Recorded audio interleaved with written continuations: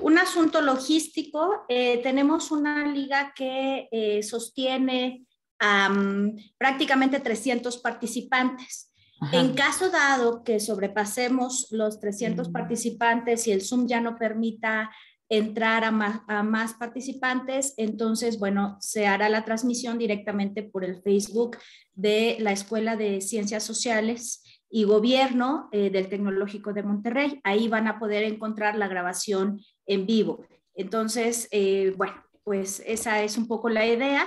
Hasta ahora vamos muy bien, ¿no? Todavía no llegamos a las 100 personas, pero teníamos un registro que sobrepasaba las 300 personas y estábamos un poco preocupados y preocupadas por eso. Ahora dejo también el mensaje en la sala de espera para que lo puedan leer con la liga. ¿Sí? Muy bien, perfecto. Sí. Muchas gracias. Bueno, pues va a ser la 1:03. ¿Les parece que comencemos? ¿Sí? ¿Les parece? Mientras voy a dar la bienvenida. Muy bien, pues buenas tardes a todas, a todos, a todos los presentes. La verdad es que estamos muy contentos y muy contentas de tener este conversatorio que realmente pues quisiéramos que fuese también una conversación no netamente informal, pero sí que se convierta en un diálogo, ¿no? Un diálogo además entre amigos y colegas académicos, que nos pueda dar un poco de luz sobre lo que está pasando en Afganistán, o diferentes luces, porque también tenemos diferentes interpretaciones y perspectivas sobre el tema. Doy en principio gracias, ya no sé cómo llamarles, ¿no? Si es Zoom videntes o en nuestro auditorio en Zoom, ¿no? Y en las redes sociales, por supuesto, porque, bueno, tenemos a participantes de universidades públicas y privadas en México, también a compañeros y compañeras que están con nosotros desde Argentina, desde Colombia, desde Guatemala, desde Francia, ¿no? Y por supuesto, pues estamos muy contentos de tener esa audiencia. Por supuesto, también quisiera dar gracias al Departamento de Ciencia Política y Relaciones Internacionales, en especial a la profesora y a la maestra Vania Ramírez Camacho, que está aquí, que nos acompaña, que siempre me acompaña en estas locuras de tratar de hacer las cosas lo más rápido posible. Por supuesto, también a nuestra directora de carrera, la maestra Mariana Echani Zarciga, y claro, a la Escuela de Ciencias Sociales y Gobierno del Tecnológico de Monterrey. Por supuesto, y a nuestro Departamento de Comunicación que está aquí apoyándonos constantemente. Entonces, bueno, después de estos agradecimientos, quisiera presentarles la temática del conversatorio y, bueno, espero que nuestros ponentes no lo tomen a mal, ¿no? Quisiera no hacer una exposición grande de los currículums, porque si no nos llevaríamos mucho tiempo, y el objetivo real, ¿no?, es conversar sobre el tema de Afganistán, pero para quienes estén interesados e interesadas en quienes darán este conversatorio, me van a decir, Indira, ¿cómo? Bueno, pues lo haremos a través de internet, y haremos esa búsqueda que yo les aseguro que encontrarán muchas cosas. Pero tenemos con nosotros al doctor Moisés Garduño García, que él es profesor investigador de la Facultad de Ciencias Políticas y Sociales. Él es especialista en estudios de Medio Oriente también y de Norte de África, y su investigación de campo principalmente, aunque no de manera única, la ha realizado sobre Irán, pero aborda muchísimos temas de la región de Asia Sudoccidental y Norte de África. También tenemos a la doctora Nofret Hernández Vilchis. Ella es profesora de cátedra del Tecnológico de Monterrey, de la región sur. Yo siempre digo que pues es una persona que es como omnipresente, ¿no? Porque anda moviéndose por Puebla, por Querétaro, por el Estado de México, ¿no? Por supuesto, pero además en otras universidades. Entonces su labor como docente es sumamente importante. Ella es periodista de formación,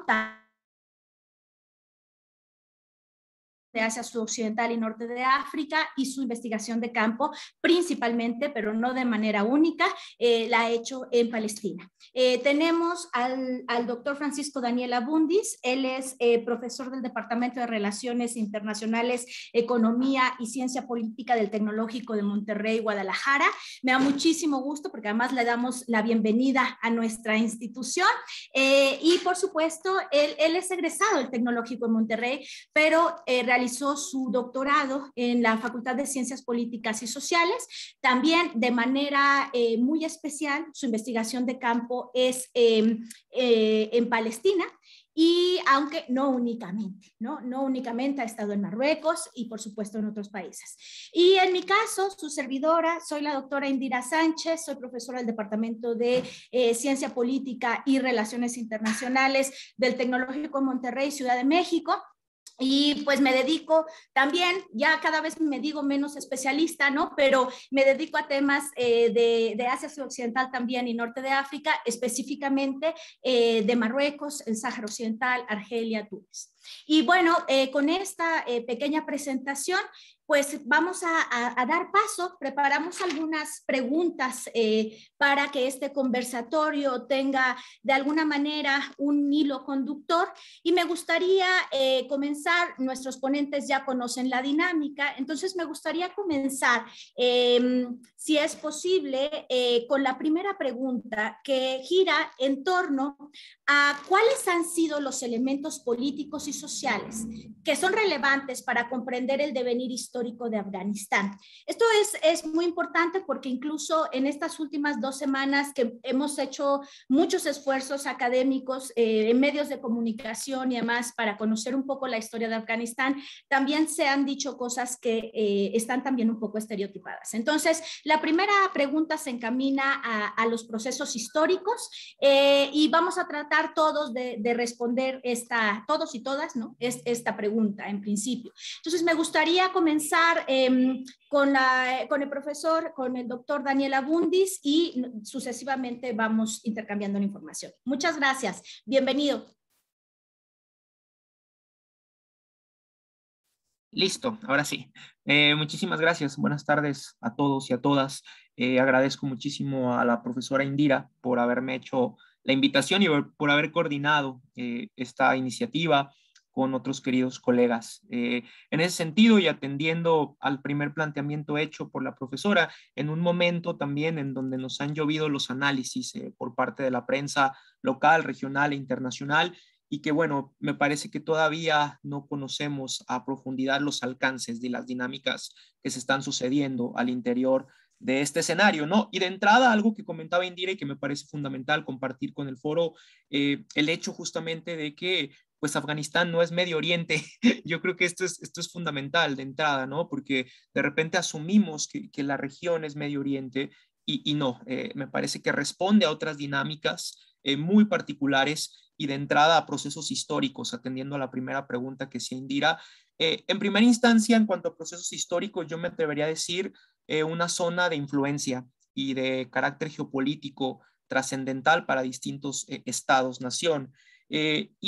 Puntualmente la invasión de los soviéticos, me parece fundamental mencionarla, en la década de los años 70. ¿Por qué? Porque esto marcó justamente la formación del grupo que hoy en día es noticia, ¿no? El grupo talibán, porque no podemos justamente atender a la narrativa del talibán sin hablar justamente de la ocupación soviética en plena Guerra Fría, en estas proxy wars, en la búsqueda de posicionamiento por estas potencias hegemónicas en un mundo bipolar en los años 70, es decir, la presencia soviética, pero también la presencia de manera indirecta, si queremos verlo así, a través de financiamiento de Arabia Saudita, que va a ser fundamental. Arabia Saudita y los Estados Unidos que financiaron justamente a un grupo en particular para expulsar a la Unión Soviética. Es decir, en aquel momento el movimiento de los mujahidín, que no era un movimiento homogéneo, hay que decirlo, era un movimiento sumamente heterogéneo y del cual se hicieron escisiones o rupturas, y es justamente de ahí de donde brota el tema del talibán, ¿no? Una escisión justamente del movimiento mujahidín que retoma justamente narrativas de un islam que, ojo, también un islam muy permeado por el wahabismo, porque de repente asumimos que la lectura del talibán también es homogénea en cuanto al tema del islam. No, es decir, con perspectivas de un islam wahabista, un poquito por ahí también del islam que se practica en algunas partes de la India, también mezclado con muchísimas narrativas de una cuestión tribal, porque no hay que olvidar que Afganistán es una sociedad tribal que se rige justamente en gran medida étnicamente pashtun con el pashtunwali, este código de ética justamente que se mezcla con narrativas de un Islam muy particular, ¿no? En este contexto de ocupación soviética, de una sociedad altamente tribal, justamente surge justamente esta escisión del Talibán, que en determinado momento llegaría al poder en 1996. Entonces, para tratar de encontrar como ciertas coyunturas, me parece, históricas, me parece que sí, ocupación soviética va a ser fundamental. Se van los soviéticos, dejan este vacío de poder, me parece, ahí en Afganistán, y este vacío de poder es aprovechado justamente por el Talibán. Y a partir de esto, bueno, comienza un periodo de 1996 a 2001 justamente de un gobierno justamente marcado por estas dinámicas de la Sharia, sí, de constante violación a los derechos humanos, no solamente de las mujeres, sino de otros grupos minoritarios, hablando de los hazaras, estas poblaciones chiías, de uzbecos, de tayikos y minorías de la comunidad LGBTQ+, por ejemplo. Entonces, este periodo que abarca justamente del 96 al 2001 y después 2001, con la llegada justamente de las tropas estadounidenses y sus aliados, Alemania, España y otros miembros de la OTAN, so pretexto justamente del apoyo brindado justamente por parte de Afganistán y de Pakistán, también hay que decirlo, para la presencia justamente del líder de Al-Qaeda, Osama Bin Laden, en aquel momento. Y estos 20 años justamente de desgaste del tejido social afgano,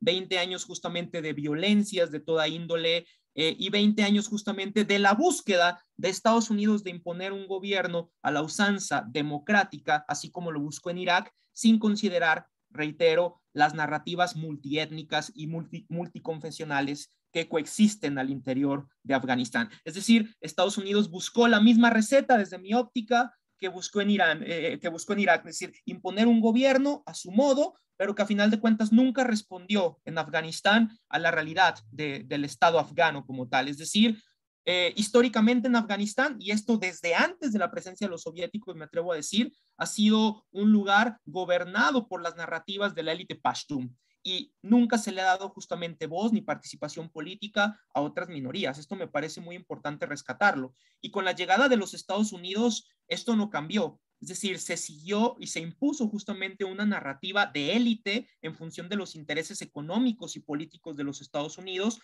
rescatando de nueva cuenta a estas élites pashtun y dejando de lado a los hazaras, a los tayikos, a los uzbecos, que a final de cuentas componen gran parte del tejido social afgano. Y esto me parece fundamental. Entonces, 20 años de un desgaste político, social, económico, y en donde los Estados Unidos, a final de cuentas, no lograron justamente la labor de constituir un gobierno democrático al interior de Afganistán. Todo lo contrario, reforzaron justamente estas narrativas del Talibán, porque en estos 20 años lo que sucedió fue que el Talibán, a final de cuentas, formó a una nueva generación, que es lo que estamos viendo actualmente. Es decir, una generación de recelo justamente hacia Occidente, hacia Estados Unidos, y una generación muy apegada justamente a las narrativas del Talibán. Es decir, un movimiento, reitero, que no es homogéneo y que a final de cuentas estos 20 años en estas madrazas que en algún momento estuvieron en Pakistán, pero también al interior de Afganistán, formó justamente y coadyuvó justamente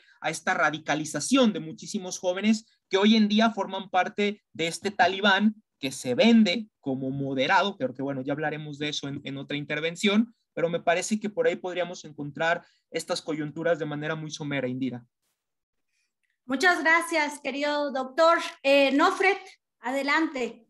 Gracias, Indira. Sí, gracias, Daniel, por esta buena introducción. Estoy de acuerdo en que además también, o sea, yo como que quisiera enfatizar el rol que jugó Osama Bin Laden en todo esto, ¿no?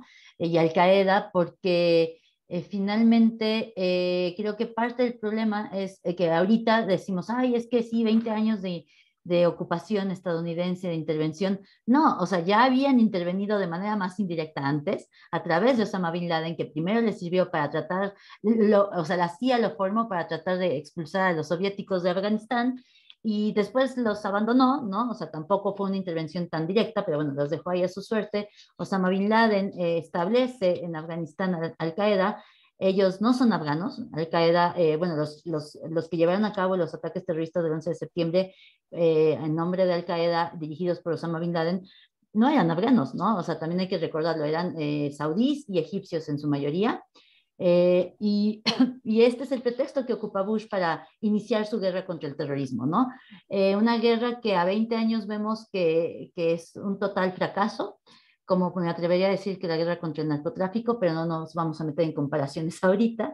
Pero esta cuestión de cómo la narrativa de la guerra contra el terrorismo ha provocado que nos olvidemos, que confundamos afgano con árabe y árabe con musulmán y musulmán con terrorista, cuando hay muchísimas otras cosas o sea, esta zona es diversa en religión, en cultura, pues también en etnias, ¿no? Y de pronto como que esta guerra olvidó todo eso y los estadounidenses tal parece que no aprendieron pues de la historia y en efecto trataron de establecer un gobierno imponer un gobierno a la occidental con una élite sin tomar en cuenta los actores. Ya no digo nada más, que eso lo explicó muy bien Daniel, pues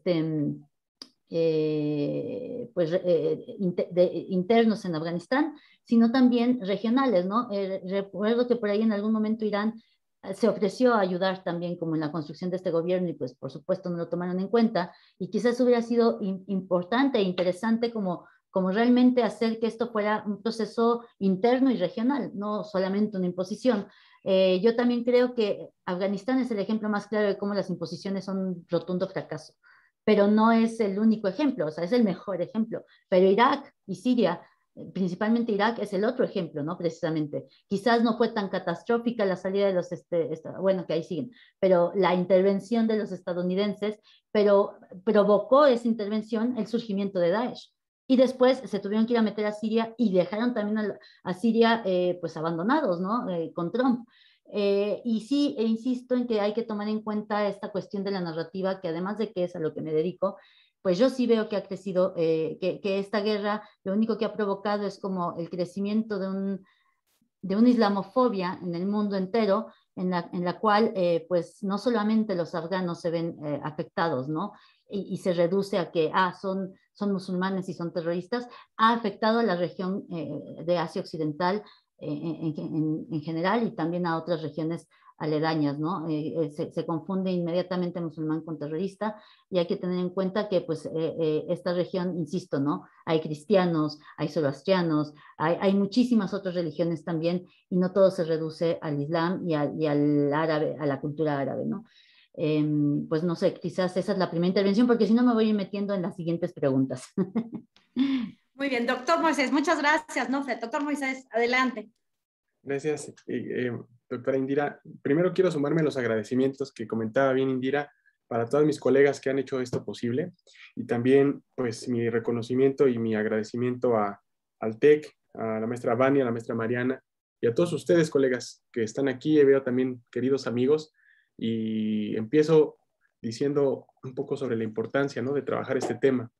Esta primera pregunta que plantearon nuestras compañeras es muy importante porque la base histórica puede representar algunas claves, algunas pistas para no tener análisis inmediatistas, ¿no? Yo diría que esa es una de las formas más importantes para empezar a trabajar cualquier coyuntura. No importa si es un tema de moda o no, pero la historia, al menos con puntos de inflexión, es algo básico para no caer en análisis fugaces que ahorita están pululando en la esfera pública.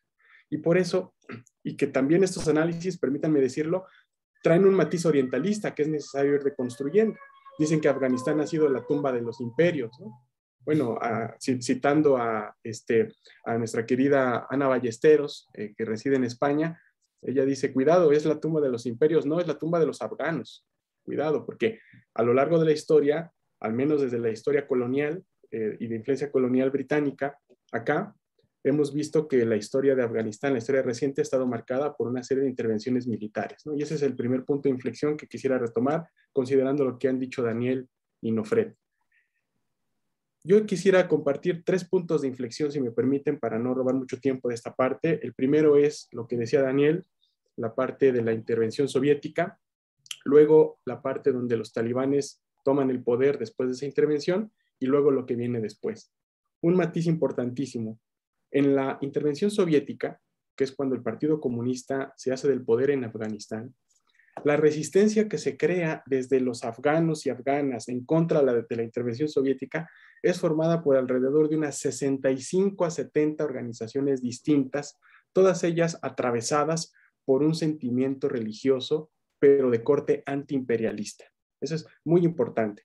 ¿Por qué? Porque la retórica de la Unión Soviética era que la religión tendría que ser relegada, que era el opio de los pueblos, y particularmente un partido que estaba en una sociedad profundamente religiosa, pues detonó un sentimiento totalmente antisoviético, que en el contexto de la Guerra Fría es cuando Estados Unidos con su aliado Pakistán están tratando de ir conteniendo, financiando lo que bien decía Daniel, mediante un programa que fue el más largo y más caro jamás implementado en la región por Estados Unidos, que fue la Operación Ciclón.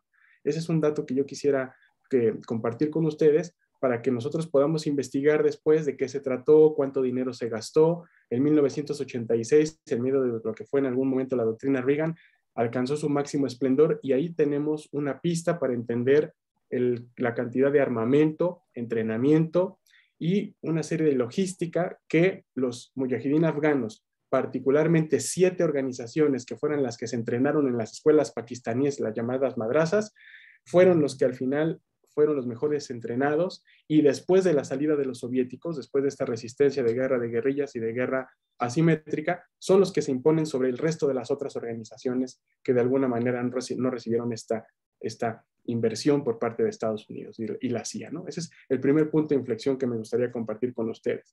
El segundo es justamente cuando ya se imponen en el poder, que teníamos unos talibanes, como bien decía Daniel, unos mujahidín afganos que se convierten en talibanes al momento de tener el poder y que empiezan a implementar una lectura sumamente rigorista del Corán que habían aprendido en las madrasas pakistaníes.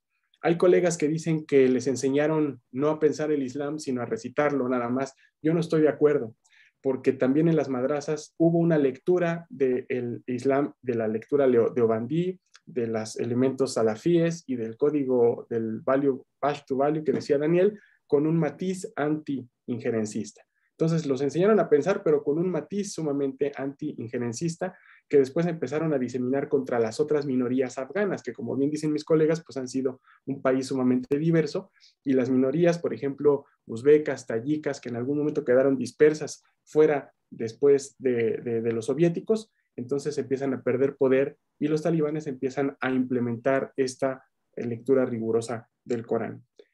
Empiezan a sobrevivir con medio del opio, la producción de amapola, el tráfico ilegal de armas y sobre todo también con algunos grupos que están en términos de inteligencia colaborando con ellos para ir minando otros grupos. Ese sería el segundo elemento que podemos nosotros compartir, que ocurre más o menos en 1996.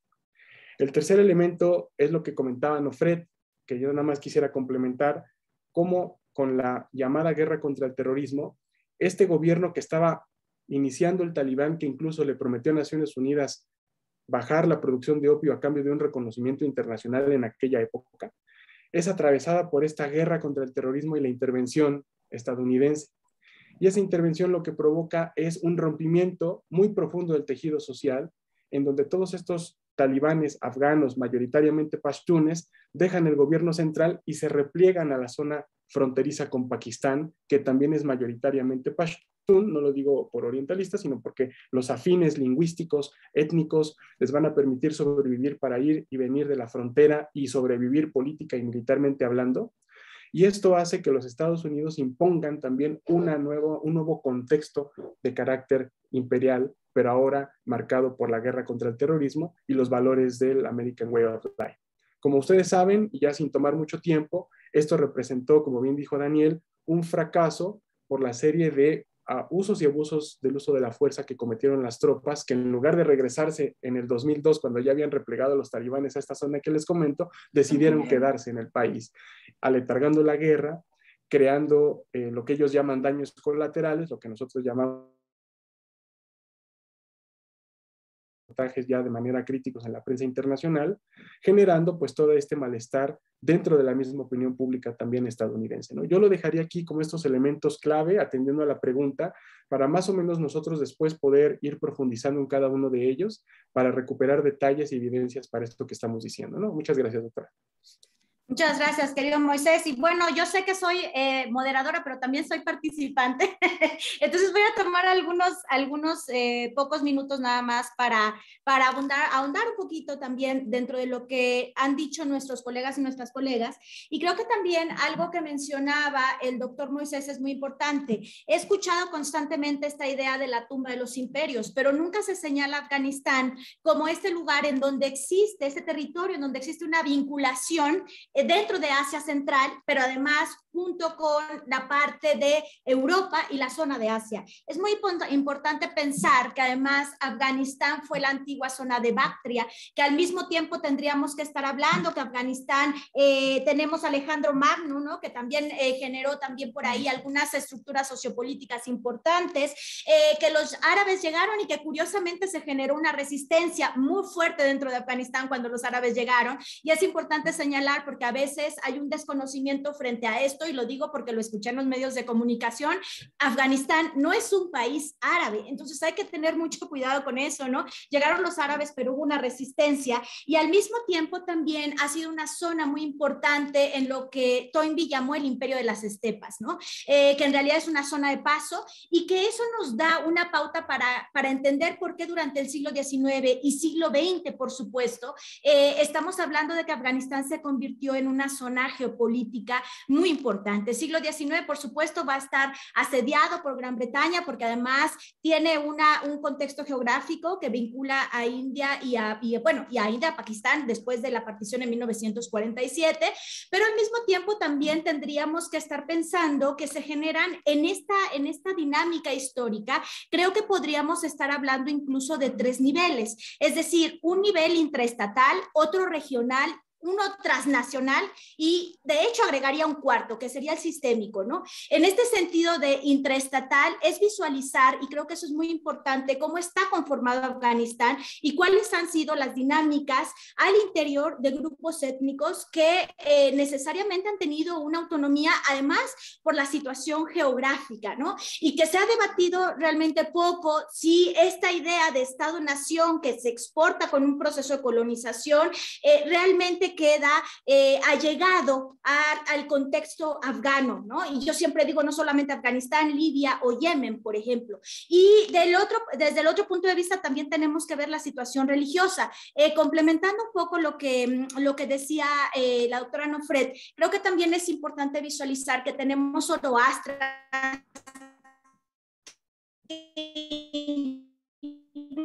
y obviamente el Islam, pero además del Islam estamos hablando de los sunas y de los shias, y de alguna forma cómo se van vinculando y cómo se van entrelazando ciertas relaciones sociales dentro de Afganistán, y que curiosamente este espacio que es intrarregional, que es altamente complejo, se va a centrar en una dinámica, y aquí voy a mostrar un poco lo regional y lo sistémico, porque en el ámbito regional nosotros podríamos pensar en lo que fue la Unión Soviética, hoy de Rusia, Estados Unidos, Turquía, Irán, Arabia Saudita, Pakistán, aquí está el doctor Mario Castañeda, entonces por supuesto India también, y de alguna forma qué papel están desempeñando actualmente, porque si en un momento determinado tenemos a la Unión Soviética invadiendo Afganistán en 1979, posteriormente vamos a tener una Rusia aliada con los tayikos, incluso en la zona de Asia Central, apoyando incluso un gobierno contra Talibán, y sucede que hoy en día tenemos a Rusia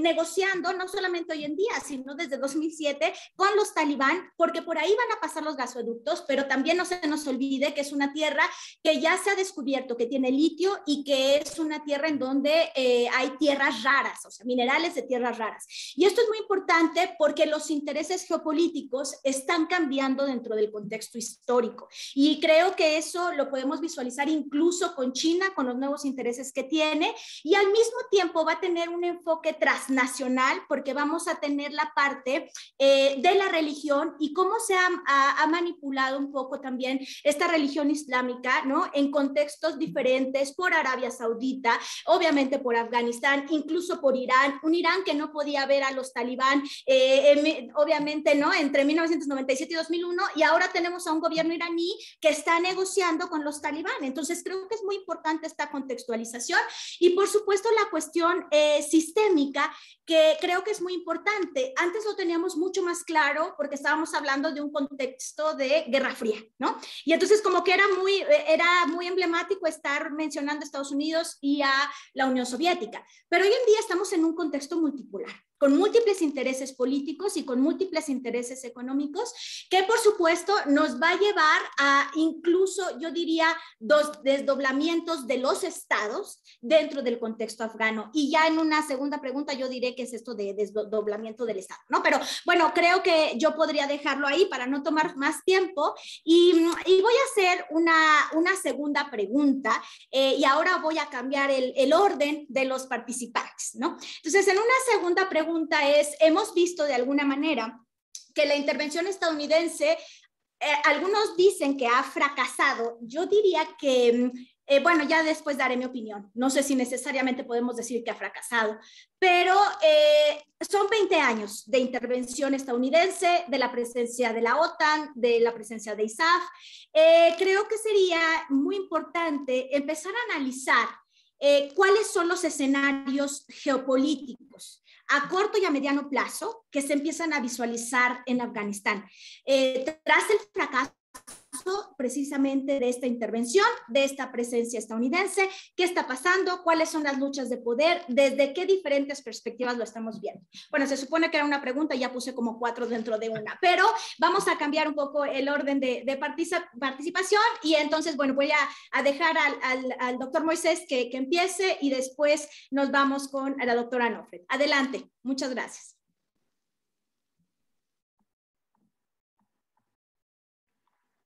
Creo que el micrófono está apagado.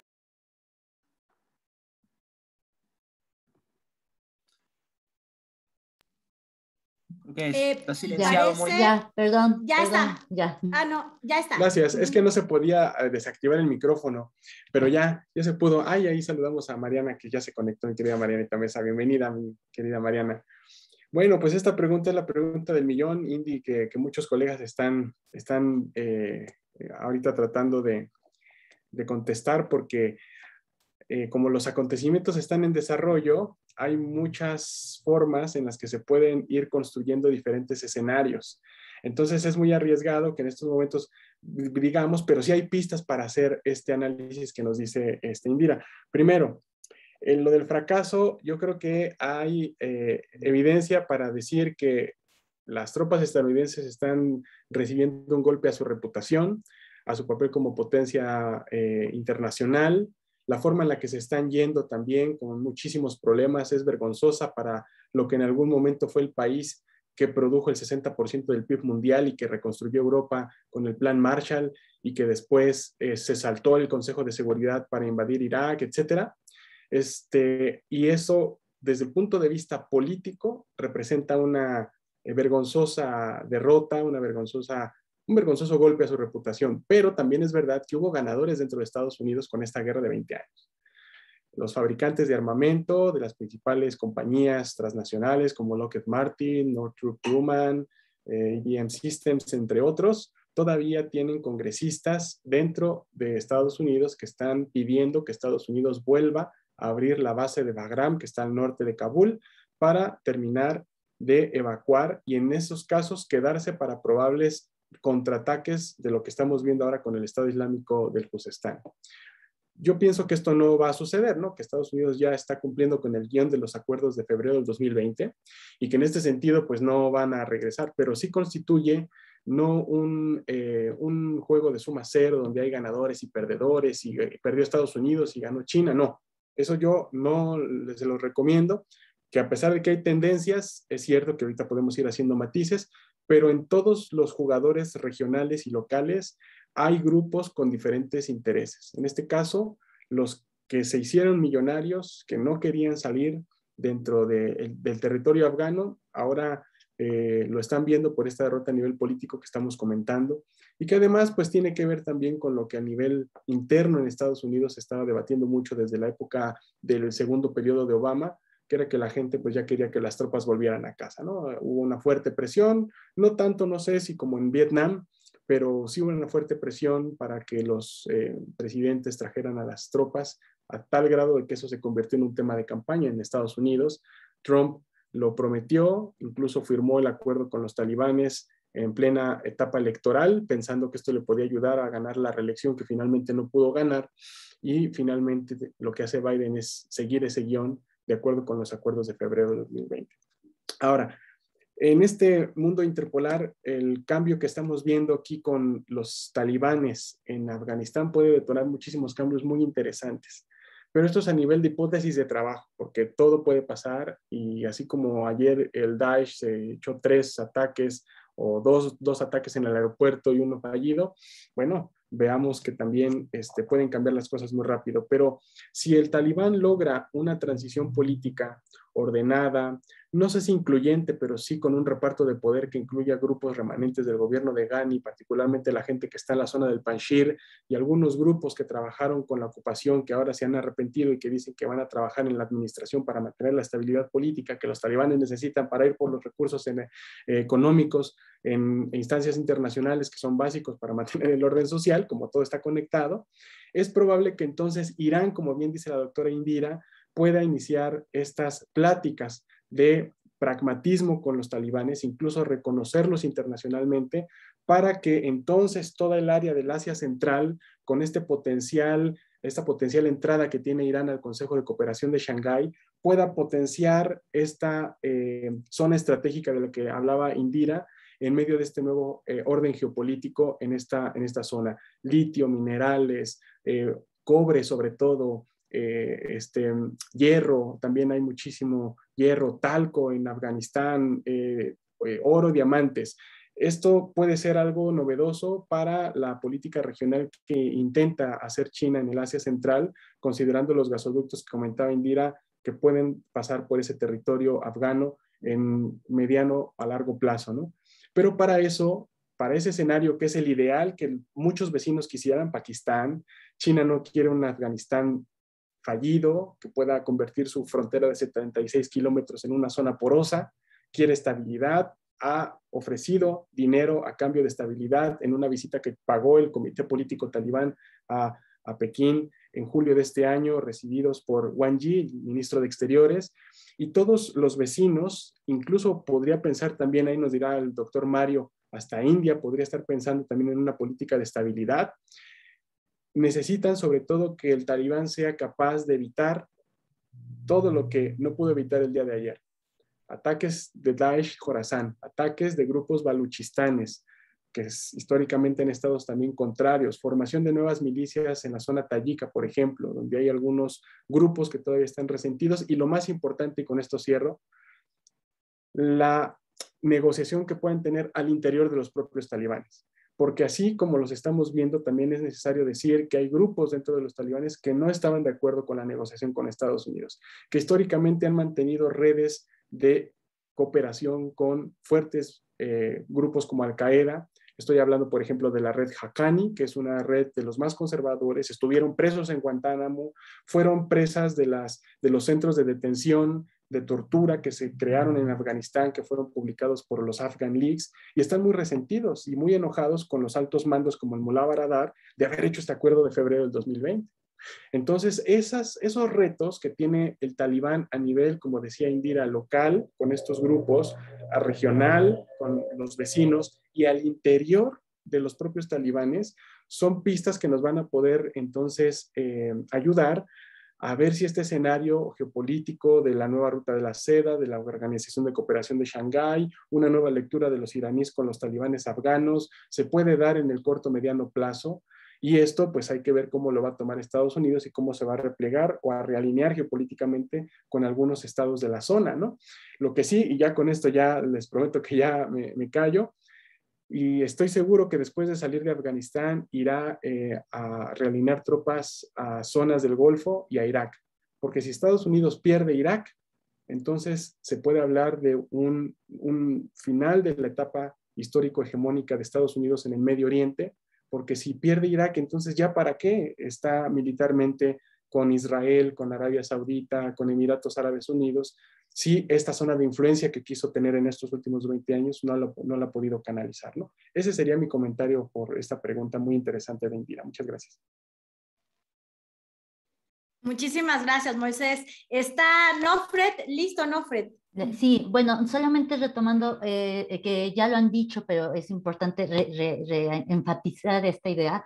Sí, o sea, quizás el fracaso pues se traduzca más bien para la población afgana, ¿no? O sea, realmente quienes están sufriendo de estos desajustes, de esta inestabilidad que tantas intervenciones desde los años, desde el 79 hasta la fecha, han provocado, pues quien lo sufre es la comunidad afgana, ¿no? La población afgana. Y en ese sentido creo que sí es importante tomar en cuenta cómo se va a ir reconfigurando esta población, ¿no? Que es la siguiente pregunta, no me voy a meter mucho en eso, pero también cómo, que ya lo explicaba muy bien el doctor Musa, cómo en este nuevo mundo multipolar, cómo van a jugar los actores que están alrededor, ¿no? Afganistán va a seguir siendo, en efecto, un lugar geopolíticamente estratégico, ¿no?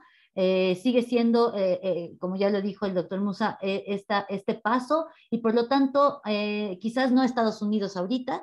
Algunos me preguntaban ayer, creo que mis alumnos, que si va a regresar a Estados Unidos, lo dudo que ahorita lo haga, ¿no? Están muy desgastados con este tema y necesitan concentrarse en Irak y quizás en Siria, ¿no? Pero sí es cierto que tampoco se va a dejar como ahí olvidado, si no por Estados Unidos, por otros actores que también tienen intereses en esta región. Y que finalmente eso es lo que también tenemos que tener en cuenta de por qué van a involucrarse actores externos a esta región como Estados Unidos. Porque también como que ahorita el discurso mediático, y también ya profundizaremos en eso, es mucho sobre el derecho de los niños y las niñas y las mujeres, todo esto, cuando realmente ese es el discurso que se utiliza para justificar estas invasiones. Y se nos olvida todo esto que estamos discutiendo, ¿no? O no tomamos en cuenta todo esto que estamos discutiendo, que es esa importancia geoestratégica para la región, pero también para el mundo por la ruta de la seda, ¿no? Entonces, finalmente, Afganistán va a seguir dándonos de qué hablar, muy seguramente. Afganistán va a seguir siendo, si no invadido, pues sí va a haber actores que van a empezar de alguna manera a tratar que se estabilice, porque les interesa que se estabilice, y ya después veremos cómo eso también, si retoma Estados Unidos algún tipo de liderazgo aquí o no, es pronto para saberlo. Yo creo que sí, en efecto, ahí coincido con Musa, que se van a replegar al Asia Occidental, al Medio Oriente, y además también tienen un problema pues en casa, que es el apoyo a Israel, ¿no? Es algo que ya está dejando de ser unánime y que también probablemente les vaya a causar suficientes conflictos como para seguir expandiéndose hacia otros lados, ¿no? Ahí lo dejaría, ¿no? Como la participación de Estados Unidos, pues habrá que ver cómo se reacomoda, pero sí creo que Musa explicó bastante bien cómo otros actores seguramente van de alguna manera tratar de estabilizar la región, porque es una región importante geopolíticamente, y habrá que pensar también cómo la sociedad civil afgana reacciona ante pues, esta inestabilidad que les deja 20 años de ocupación estadounidense. Gracias, Nofred. No sé si Daniel me permita. Daniel, ¿puedo hacer una pequeña aportación y te dejo al final de esta ronda? Muchas gracias. Muy autoritaria, Indira, pero de alguna manera yo quiero poner sobre la mesa otras hipótesis que no necesariamente concuerdan con lo que el doctor Moisés mencionaba. Y ahora va con esto. Ciertamente podríamos hablar de que pues sí, hay un fracaso de Estados Unidos, ¿no? De alguna forma porque se retira de Afganistán, pero yo tengo otra hipótesis por ahí. Yo creo que estamos visualizando también a un nivel sistémico, de alguna manera, un alejamiento de Estados Unidos de manera presencial, de la región de tropas de Irak y por supuesto de Afganistán, que no es nueva, ¿no? Que viene desde Obama, que sigue con Trump y que llega con Biden, pero realmente creo que Estados Unidos por una parte está viviendo una crisis como hegemonía internacional, que es importante, que creo que se evidenció con la pandemia, por supuesto, por el poco gasto que se le daba a educación y salud, y creo que Estados Unidos de alguna manera ha puesto sobre la mesa algunos elementos que pueden ser interesantes de cómo empezar a velar por sus intereses a través de otros estados. Y esto me parece muy interesante porque pues tenemos, por supuesto, lo que se conoce como el Middle East Strategic Alliance, ¿no? Que finalmente la firma también con Israel, con Arabia Saudita y con Emiratos Árabes Unidos, y que de alguna forma esto implica una renegociación de quiénes van a cuidar los intereses de Estados Unidos en la región para el caso, por ejemplo, de Israel y Palestina. Es muy interesante también cómo hubo hasta cierto punto una negociación, no netamente pública, ¿no? Pero que hay incluso una aceptación de que Siria pacificara de Rusia pacificara la región de Siria, ¿no? Y que el gasto lo lleve precisamente Rusia. Y por otro lado, la permisión que se le está dando a China de generar estas, de alguna manera, infraestructura y reconstrucción en las zonas de conflicto. Y me parece que en Afganistán lo vemos. Ahora, ¿por qué digo que se retira de manera presencial? Porque creo que estamos entrando en una nueva etapa de dinámicas de guerra, en donde ya vamos a tener armamento autónomo, en donde de alguna manera ya tenemos la dronificación y la vigilancia, ¿no? Y la dronificación y el dominio territorial a través de drones, y que ya no necesariamente, ¿no?, los soldados vivos van a tener una presencia en Afganistán. Si seguimos esta hipótesis, me parecería muy interesante porque a partir del 2018 y por supuesto con las negociaciones en el 2018 y después en 2020, vamos a encontrar que pareciera que existen algunas contradicciones. La primera es la negociación que se hace con los talibán, pero al mismo tiempo está el negocio y los intereses económicos del opio, y pareciera que Estados Unidos está dejando esos intereses. Y creo que en esas negociaciones se está garantizando ciertas condiciones para que Estados Unidos siga cumplimentando sus intereses. Por otra parte, China, que también creo que eso es muy importante, no solamente quiere extender el corredor económico China-Pakistán, ¿no?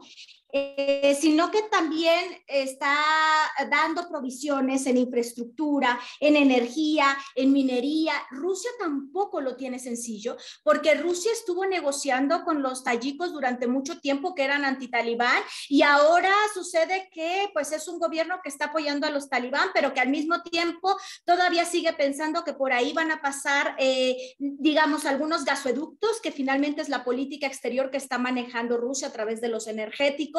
Y por otra parte, también vamos a tener esta guerra que pareciera que es una guerra un poco secreta, que es el uso, y ahí era donde yo me quería referir con este desdoblamiento del Estado, porque es el uso de mercenarios, es el uso, por supuesto, de contratistas privados, ¿no? El doctor Moisés lo mencionaba, incluso las grandes empresas armamentistas que están ahí presentes, ¿no?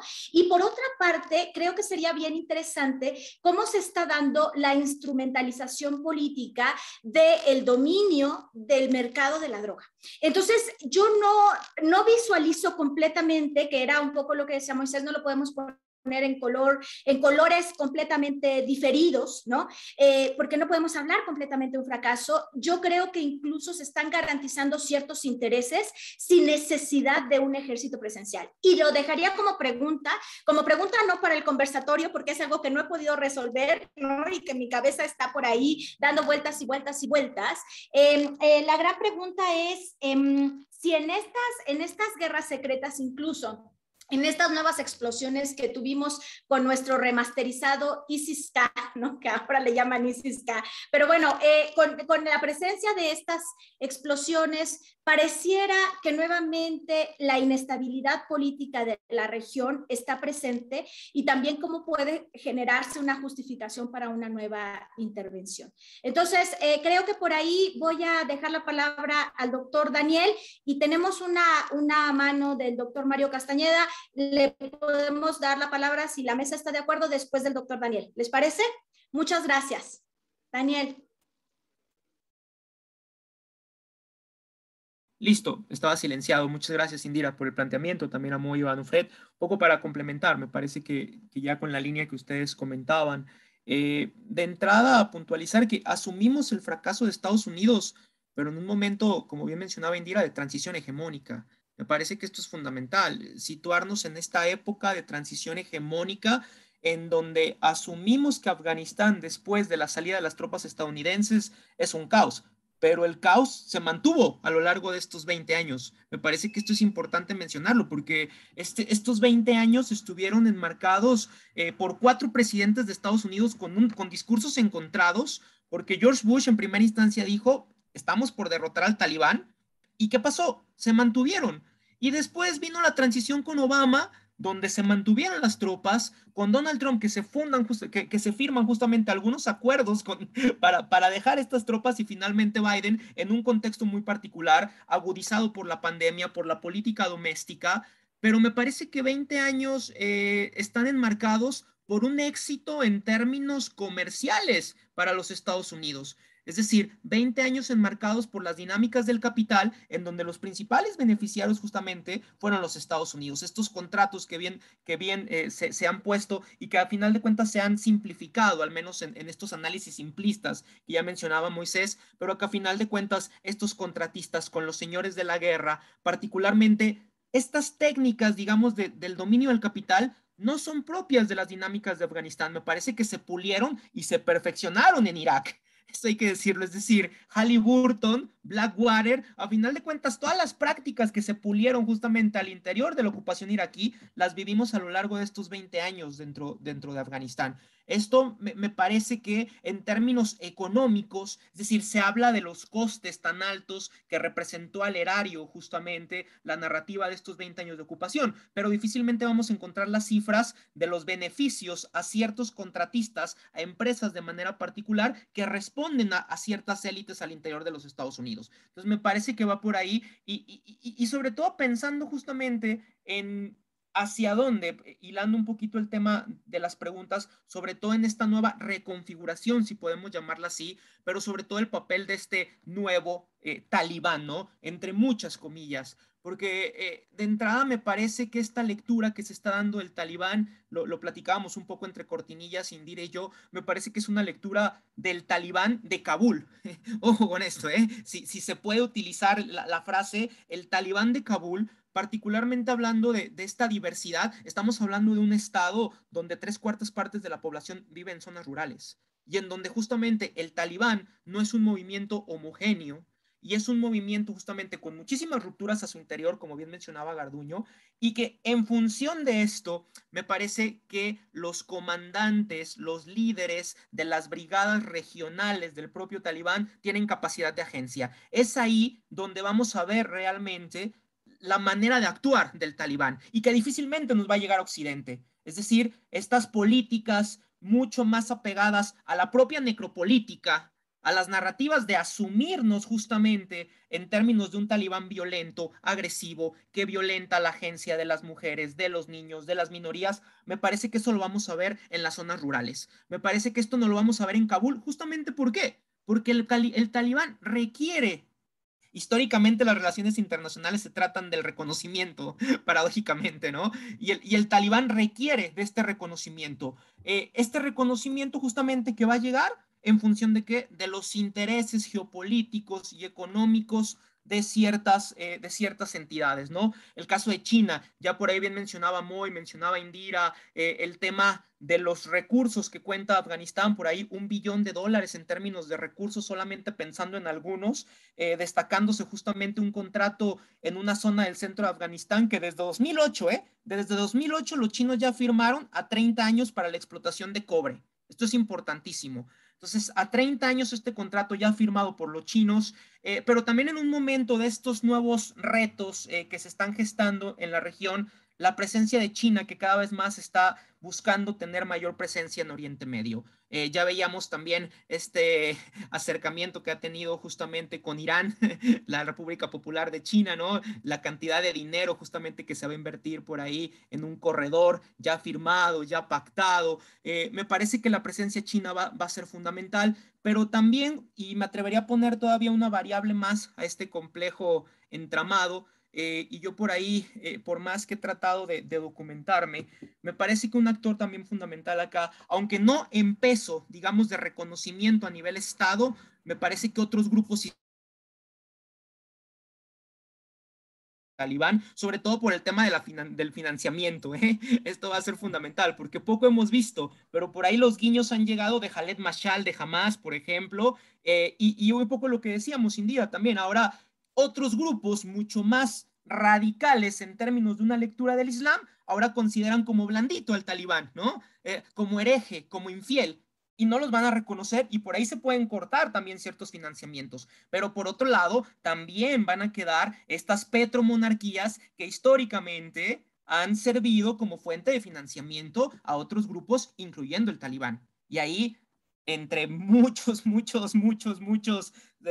maneras de subrayarlo, el tema de Qatar, me atrevería a decirlo por acá, al igual que Arabia Saudita y al igual que Pakistán, que a final de cuentas uno de los principales interesados acá es Pakistán, que históricamente ha servido como refugio y como fuente de financiamiento al talibán. Entonces, no sé, y esta hipótesis que planteabas ya para cerrar hacia el final me parece sumamente interesante sobre las nuevas dinámicas de conflicto en la zona y cómo se van a librar estas nuevas guerras, pero sobre todo me parece, y lo retomaban las dos ponentes, tanto Indira como Nofred, que me parece que sigue siendo una carta fundamental el tema de Israel y lo que implica justamente el gasto en el erario público para la sociedad estadounidense, mantener este apoyo para el complejo militar israelí. Un discurso que cada vez más está más desgastado y que justamente en este contexto de coyuntura y de los ataques del ISIS-K, del ISIS-Jurastán, pues se suspendía el diálogo entre Biden y el nuevo y flamante primer ministro israelí, ¿no? Entonces yo acá me paro justamente, si no hablo y hablo, decía Luis Mesa, y le doy la palabra justamente, si me lo permiten, al doctor Mario que había levantado la mano. Muchas gracias por la oportunidad y también por las alusiones. Como bien decía Daniel, primero haría una reivindicación. Afganistán pertenece al sur de Asia, entonces, si bien sabemos que la geopolítica, más bien que la geografía es política, pues en estas reivindicaciones pertenece a esta área de estudio, ¿no?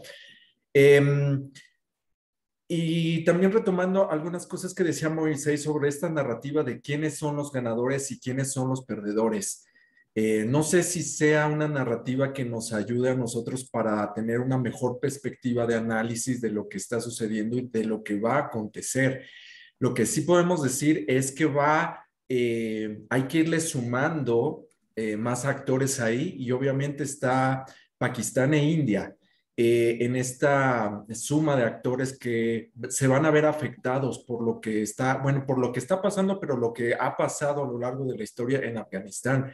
Indira ya había mencionado algo al respecto.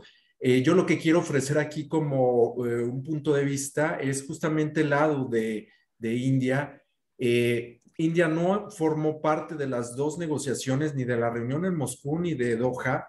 Fue excluido y también yo diría que se autoexcluyó porque no se ha acercado a dialogar con el Talibán. Tienen una muy mala experiencia de negociación con ellos. Hay que recordar que eh, secuestran un avión en 1999. Las negociaciones no resultaron como ellos esperaban, entonces tienen ese antecedente y están esperando a que digamos, las cosas se asienten para poder actuar. Tienen ahí dos actores que les interesa en demasiado, bueno, cuatro, aunque habría que hacer un análisis, ampliar el análisis. La región les interesa porque tenían o tienen un acuerdo con Irán para construir un oleoducto que justamente atraviesa Afganistán y atraviesa Pakistán.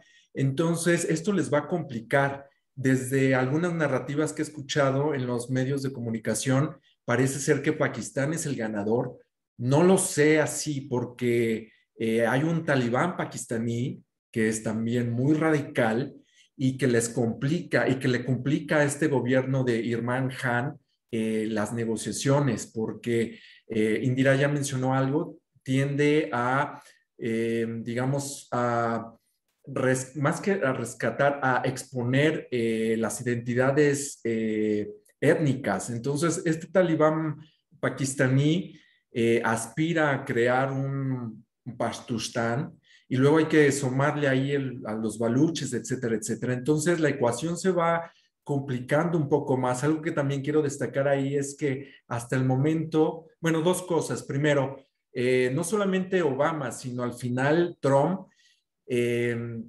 forzó a que India se integrara a este plan de rescate de Afganistán. India no lo hizo, no por razones, digamos, inteligentes, sino porque responde a su política exterior de no, digamos, intervenir militarmente a menos de que sea a través de los cascos azules de Naciones Unidas, pero también los riesgos que implica esto. Sí ayudó económicamente, hay nexos culturales con Afganistán. El primer presidente de Afganistán se educó en India y tenía muy buena relación con la élite política india. La respuesta de India fue ayudar económicamente, pero no intervenir tanto militarmente por los costos a la seguridad que eso iba a traer. Hay que recordar que la embajada de India en Kabul fue objeto de un atentado terrorista. Y lo que se lee desde los servicios de inteligencia indio es que fue a raíz de la posible involucramiento militar de India. Y la otra parte, hasta hoy, Biden no ha hablado con el presidente de Pakistán, Imran Khan. Eso nos dice mucho, porque se pensaba que esto iba a relanzar nuevamente la relación entre Estados Unidos y Pakistán, por justamente, digamos, la salida iba a implicar en qué actor podría representar los intereses de Estados Unidos. Y de nuevo ahí está un poco tambaleante el asunto porque obviamente voltean a India, es una democracia, entonces dicen es más fácil el diálogo entre Estados Unidos e India, pero India no estoy del todo cierto que quiera representar los intereses de Estados Unidos. Y además, de nuevo, ahí hay que sumarle China. Hay una alianza histórica y estratégica entre Pakistán y China y entonces la respuesta de India ahí yo todavía no me puedo aventurar cuál es, pero sí tienen los focos amarillos prendidos y sobre todo se han manejado con cautela. Creo que de los pocos actores que se han mencionado, y tiene que ver con esta exclusión que les dije, es India. Irán, Pakistán, China se sentaron a negociar ya con el Talibán, dando por hecho que ellos son los que van a controlar el territorio. Los indios, incluso Estados Unidos, perdón, los indios se han mantenido al margen. No sé si sea una muy buena estrategia o como se dice, digamos cotidianamente, ya les comieron el mandado. Los trascendidos en el Ministerio de Relaciones Exteriores en India es que hubo una invitación por parte del Talibán para que no sacaran a su cuerpo diplomático. Y al final lo sacaron. Todavía falta cierto número de ese cuerpo diplomático y cierta población de India que sea evacuada del país, pero eso nos habla también del interés que tiene el Talibán, como bien decía Daniel, por obtener reconocimiento internacional. Y de nuevo ahí es muy importante porque no me gusta utilizar la palabra hegemón, pero digamos que la potencia regional en el sur de Asia es India y no ha abierto canales de diálogo con el Talibán. Muchas gracias por la palabra. Al contrario, Mario, yo creo que esa parte también a nosotros nos da luces, ¿no? De este contexto geopolítico que tenemos y agradecemos el interés, mi querido Mario. Muy bien, bueno, pues vamos por otra pregunta. Parece ahí Moisés ya nos está pidiendo la palabra. Nada más lanzo la tercera pregunta, que la voy a vincular con una cuarta, a ver qué tal nos sale esto. ¿En qué sentido? Nos preguntábamos también si existen movimientos sociales, yo siempre digo sociedad en movimiento, ¿no? Porque ya no quiero hacer referencia netamente a obreros o a estudiantes, sino a una sociedad que a veces no lo vemos, pero que está en lucha, que pueda contrarrestar el poder de los talibán, por un lado, y en ese sentido, ¿qué papel están desempeñando las mujeres afganas? Y digo las mujeres por esta diversidad que tenemos en la perspectiva de género, ¿no? Bueno, y había por ahí algunas otras dudas en este sentido de cómo se maneja incluso la parte de feminismo laico contra un feminismo religioso, los diferentes contextos. Entonces, bueno, dejo estas dos preguntas en conjunto para que podamos seguir hablando, ¿no?, de lo que está sucediendo en Afganistán, pero me parece que el doctor Moisés quería hacer algunas alusiones antes de comenzar con esta pregunta. Entonces le doy la palabra a Moisés Garduño y adelante. Muchas gracias. Gracias, Cindy. Muy rápido, por eso le lanzamos la bolita a Mario, para que él nos pudiera ofrecer ese otro ángulo que voy a tratar de utilizar para hacer una combinación entre el escenario de la doctora Indira y el que estaba planteando yo, que puede ser incluso una tercera hipótesis, que podría ser como una combinación en el sentido de que del dilema que nos plantea al talibán, lo que nos acaba de decir el doctor González. Si el talibán logra el reconocimiento internacional que comentaba el doctor Abundis, va a tener el dilema de cortar con el talibán de Pakistán o de ver cómo rayos le hace para ir calibrando una relación que pues obviamente los talibanes de Pakistán no van a estar de acuerdo, y creo que ahí va a haber una ruptura muy grande que, pienso yo como hipótesis, puede coadyuvar a fortalecer los nexos, ahí ya Mario me dirá, que se pudieran dar entre el Daesh del Jorazán y el talibán pakistaní, en detrimento de cuadros rigoristas que piensen que el talibán que negoció con Estados Unidos es un traidor. Y eso puede generar un caldo de cultivo para lo que decía Indira con respecto a las nuevas formas en las que Estados Unidos, si bien ya no está presencialmente, se puede involucrar de manera remota, por decirlo de alguna forma, o con nuevas tecnologías, ¿no? La pregunta es, ¿cuál va a ser la respuesta de China con respecto a este escenario? Los chinos van también poco a poco. Si van a reconocer al talibán, tienen que considerar este otro escenario, porque si no, entonces van a estar jugando la carta que ellos no querían jugar, que es la desestabilización de las fronteras, particularmente el corredor de Wakhan, que es el que les lleva a la zona de Xinjiang, ¿no? Nada más quería decir esto como reflexión, porque estos tres escenarios, ¿no?, el mundo feliz del talibán con todos sus vecinos, el repliegue o el regreso con otras formas de guerra de Estados Unidos, o esta que nos acaba de ayudar a plantear Mario, nos puede ayudar a ver que esto realmente va a estar tambaleándose todo el tiempo, desequilibrándose todo el tiempo, y vamos a ver hasta dónde los talibanes van a poder hacer este equilibrio tan necesario entre sus antiguos aliados, talibán pakistaní, algunas redes de Al-Qaeda, algunos grupos armados con los que les ayudaban a conseguir armas en el mercado negro, y el reconocimiento internacional que necesitan para el FULUS, porque si no, no va a haber programa social. Y ahí sí ya viene el papel de la sociedad afgana, que bien nos comentaba Indira, ¿no? Yo aquí nada más le cierro para dar pie a la otra pregunta e ir haciendo reflexiones con base en todo lo que han dicho mis colegas. Muchas gracias. Yo nada más quería comentar, recuerden que Fulus, para los que no hablan árabe, pues es dinerito, hizo la señal, es que nos sentimos tan cómodos que a veces, ¿no?, decimos pero bueno, Fulus es el dinerito, ¿no?, por un lado, y nada más, decía Moisés algo y yo nada más ahí quiero agregar una cosita. Es bien interesante no solamente las alianzas con los nuevos enemigos, ¿no? Porque además hay una recreación de nuevos grupos que están conformándose como enemigos de los talibanes. Bueno, ahora sí, le doy la palabra al doctor Daniel Abundis, que ya está aquí en pantalla, para empezar a ahondar a la tercera pregunta. Adelante, muchas gracias, Daniel. Gracias, Indira. Apenas la tenía, la verdad es que muchas gracias por la palabra otra vez. Y un poco en cuanto a esta parte de lo social, yo le entraría sobre todo y sobre todo para dar pie, digamos, también a poner más ideas sobre el tema de los movimientos sociales y la capacidad de agencia que tienen actualmente al interior de esta nueva reconfiguración en la zona.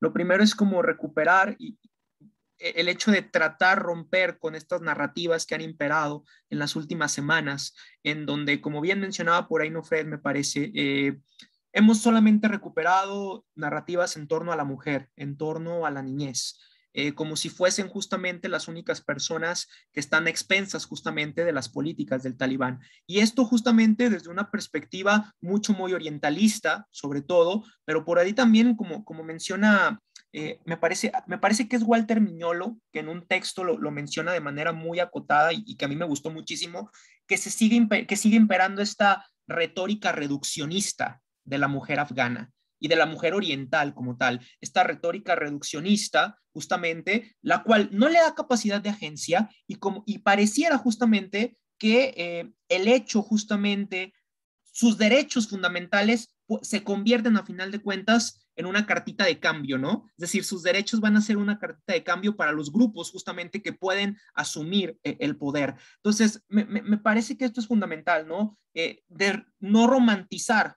Yo he sido de la idea, y Moisés me lo decía, mi querido Moisés en clase siempre lo decía en las reuniones doctorales, no hay que romantizar ningún objeto de estudio, ¿no? Y en este caso se sigue exotizando, se sigue romantizando justamente a la mujer oriental, en este caso a la mujer afgana, quitándole esta capacidad de agencia. Y voy a retomar un poco la idea de esta segunda intervención que tuve, ¿no? Me parece que también la experiencia de la movilidad social por parte de la mujer y de otras minorías al interior de Afganistán va a ir en gran medida de las propias territorialidades al interior de Afganistán, porque no es lo mismo justamente la capacidad de agencia en Kabul, donde ciertamente, reitero, el talibán vino con un discurso, es decir, es muy diferente el discurso después de 20 años en la resistencia antiimperialista en contra de Estados Unidos al discurso cuando ya se forma gobierno.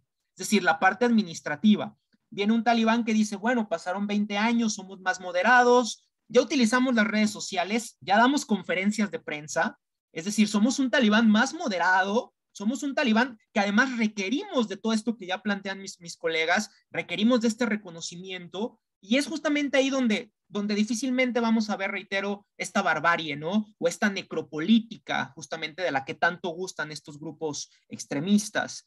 Pero me parece que ahí todavía en Kabul, en donde el talibán tiene los ojos de la mirada de Occidente, y no solamente de Occidente, sino también de otros estados que tienen intereses inmiscuidos en la región, me parece que ahí podríamos ver mayor capacidad de agencia, mayor movilidad, justamente por parte de las mujeres, pero también por parte de las minorías hazaras, que me parece que también los hazaras son uno de esos grupos también que ha estado medio olvidado, y también qué decir de los miembros de la comunidad LGBTTQ+, que también son fundamentalmente perseguidos prácticamente de oficio, ¿no? Y de manera sumaria por las distintas interpretaciones del talibán. Me parece que esto, es decir, esto se podría o lo podríamos ver en la parte de Kabul, quizá en Kandahar, ¿no? Esta ciudad es un poco más con la mirada puesta en el talibán.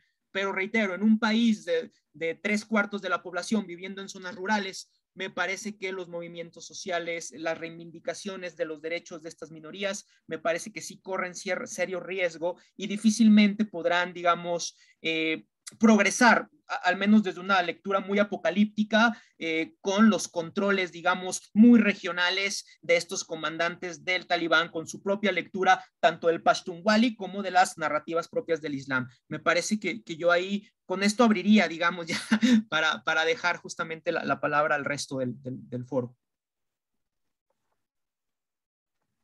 No, Fred, adelante. Gracias, Indira. Sí, pues encantada de que hayas juntado las dos preguntas, la verdad, porque yo me tienen loca, siempre digo esto de con mis alumnos de broma, siempre que pasa una explosión o algún atentado es cuando me buscan de los medios de comunicación y es tratar de explicarles que no es tan fácil como eso, ¿no?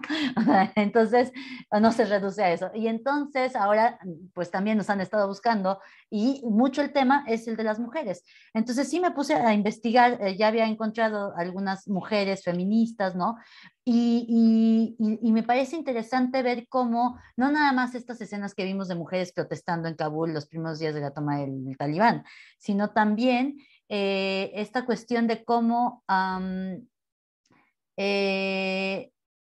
evolucionado, ¿no? La sociedad civil respecto a esta violencia que han vivido desde los 70s, 80s y que no ha cesado, y que es un grupo, es otro, es un país, es otro, pero que realmente no han podido encontrar una estabilidad desde los años 80, ¿no?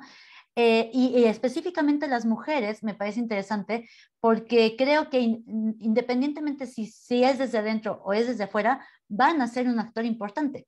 O sea, también hay mujeres y un poco para retomar la idea que al principio yo decía que este es un ejemplo de cómo las imposiciones son un fracaso para la sociedad civil que vive ahí, porque finalmente, ¿de qué sirvió 20 años de un gobierno democrático impuesto por Estados Unidos si se salen y ahora pues las mujeres son las primeras en sufrir volver a un régimen conservador del Islam?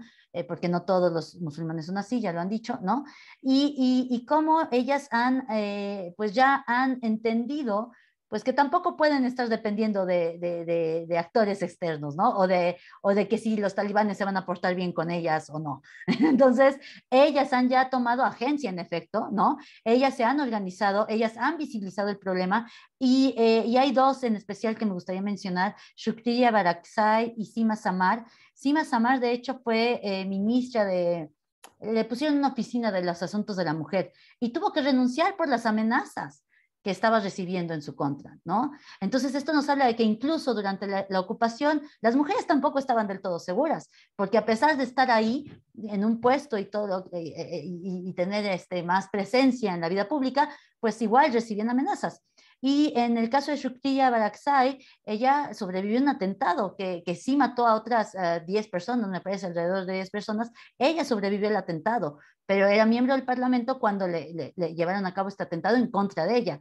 Entonces esto nos habla de que ellas están muy conscientes y yo creo que no solamente ellas, o sea, también muy probablemente otros sectores de la sociedad afgana estén muy conscientes de que, pues no, si se siguen esperando a que por obra de magia los talibanes decidan ser buenas personas o que ahora sí la siguiente invasión logre instalar un gobierno que les sea útil a ellos, pues pueden seguir esperando generaciones, ¿no? Entonces ellos realmente se ve que sí hay una sociedad civil que se mueve, que discute, que desde adentro, desde afuera, desde donde puedan hacerlo, porque estas mujeres han tenido que salir de Afganistán, obviamente, pues lo van a hacer, ¿no? Y bueno, ya si quieren leer un poema de otra feminista de los años 70-80, es Mina Keshwar Kamal, su poema se llama No Volveré, y de verdad es hermoso. Ella fue asesinada en Pakistán en el 84, me parece. Entonces, 84, 88, ahorita se me acaba de ir bien exactamente la fecha, pero en los 80, porque también se vio obligada pues a salir, ¿no? Con toda esta, a salir y a trabajar con los refugiados, con los niños en Pakistán.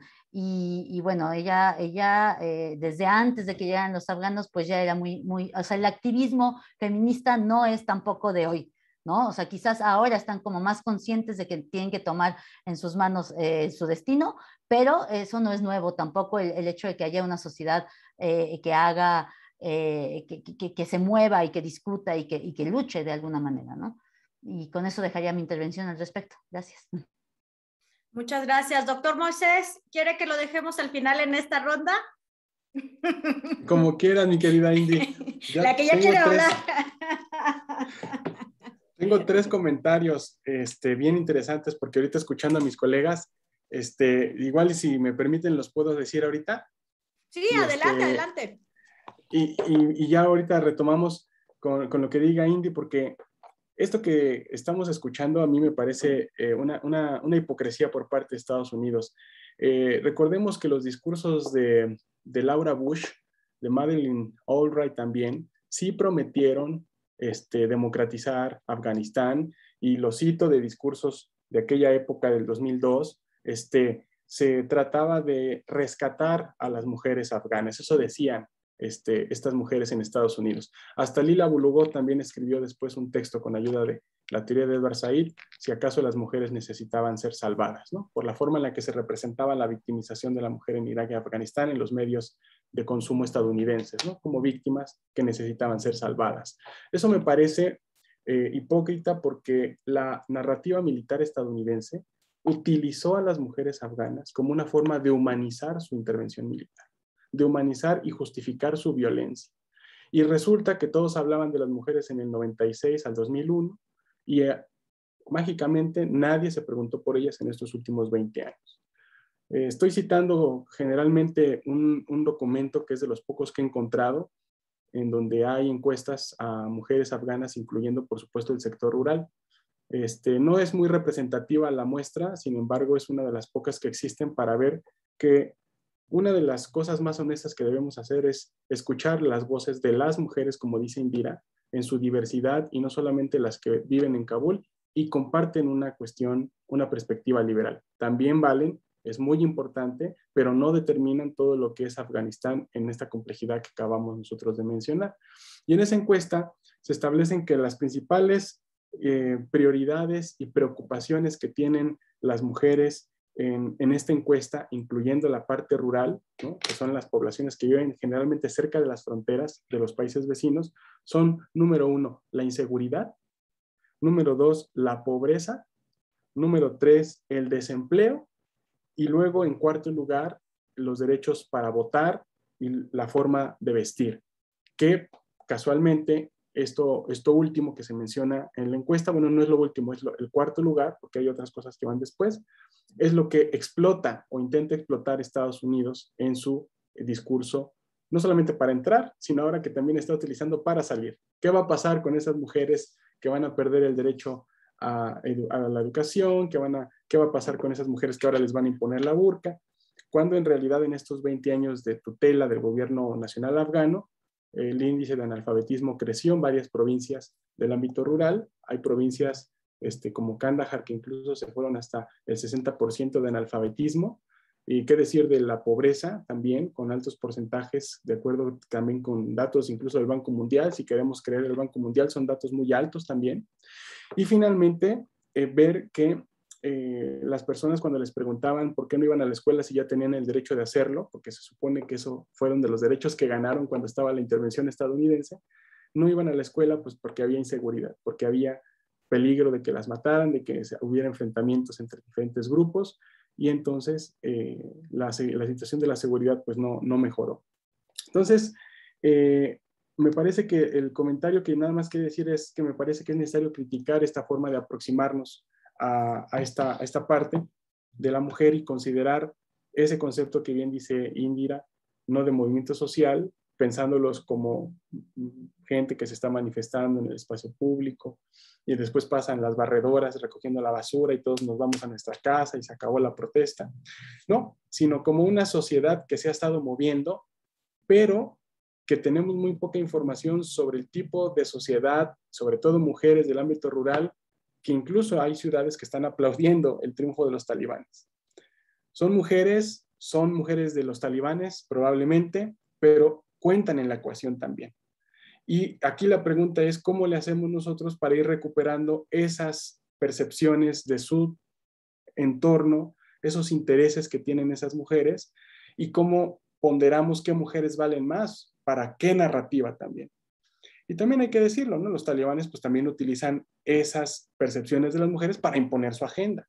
Entonces yo lo que les decía también a muchos colegas era que tanto Estados Unidos como los talibanes usaban el cuerpo de la mujer para implementar sus propias agendas políticas, y que entonces creo que una parte solidaria desde la sociedad internacional sería ir rompiendo con esas dos formas de utilizar el cuerpo de la mujer y empezar a que haya diálogos entre ellas mismas para poder aprender de estas formas tan diversas en las que se están interesando en sus países. Sí hay mujeres en Kabul que están interesadas por cómo hacerle para tener un trabajo e ir a votar, no quieren usar burka, de acuerdo, está bien y es muy válido, pero ¿cómo le hacemos para ponderar si ese derecho vale más que el derecho de la preocupación de una mujer que quiere llevar pan a la mesa en el ámbito rural porque ya está harta de 20 años de guerra? Tuvieron que luchar contra el patriarcado de la sociedad de ahí, ¿ok?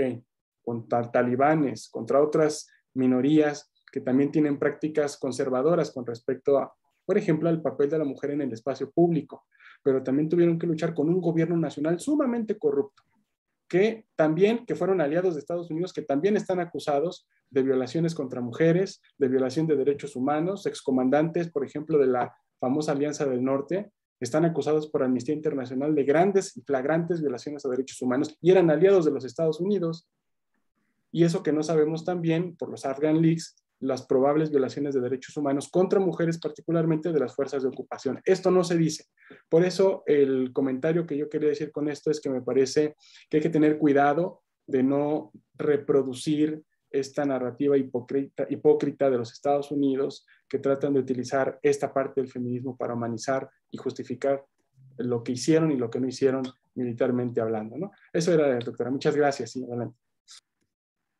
No, al contrario, querido Moisés, yo quiero hacer un comentario respecto a las aportaciones del doctor Moisés y de no, que en vez de que hagamos una conclusión, podamos tener una conversación con las personas que están dentro del auditorio y antes profesores, público en general, ¿no? Que está con nosotros, porque creo que va a ser importante también el diálogo, que a veces no tenemos tanta oportunidad de tener,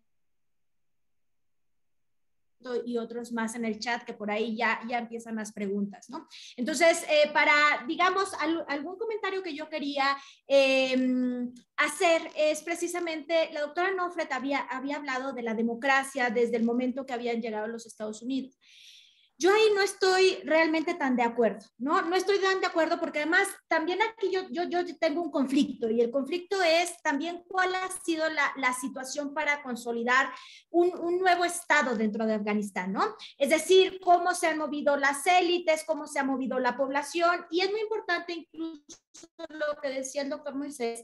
Me queda claro que en el caso de Afganistán, nosotros tenemos que es uno de los países con mayor corrupción en el sector público, pero lo interesante es visualizar por qué se genera esa corrupción y ciertamente también hay una carencia de conocimiento de cómo se manejaba la sociedad afgana y cómo se maneja la sociedad afgana.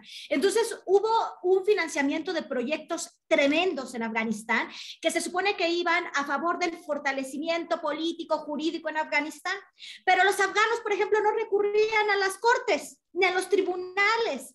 ¿Para qué iban a recurrir a las cortes y los tribunales si tenían asambleas? Entonces, ¿qué hago con ese dinero? Pues si tú me lo das, como ha pasado también en muchos países de América Latina, de África, no solamente no en el contexto africano, pues por supuesto se quedaban con ese dinero. Eso generó una corrupción, un dinero que además nunca fue invertido en salud, nunca fue invertido en educación, lo decía el profesor Moisés Garduño, ¿no? Es decir, tienen unos niveles muy altos de analfabetismo y además unas diferencias muy grandes entre lo rural y lo urbano, que esto no es nuevo, realmente es desde 1950.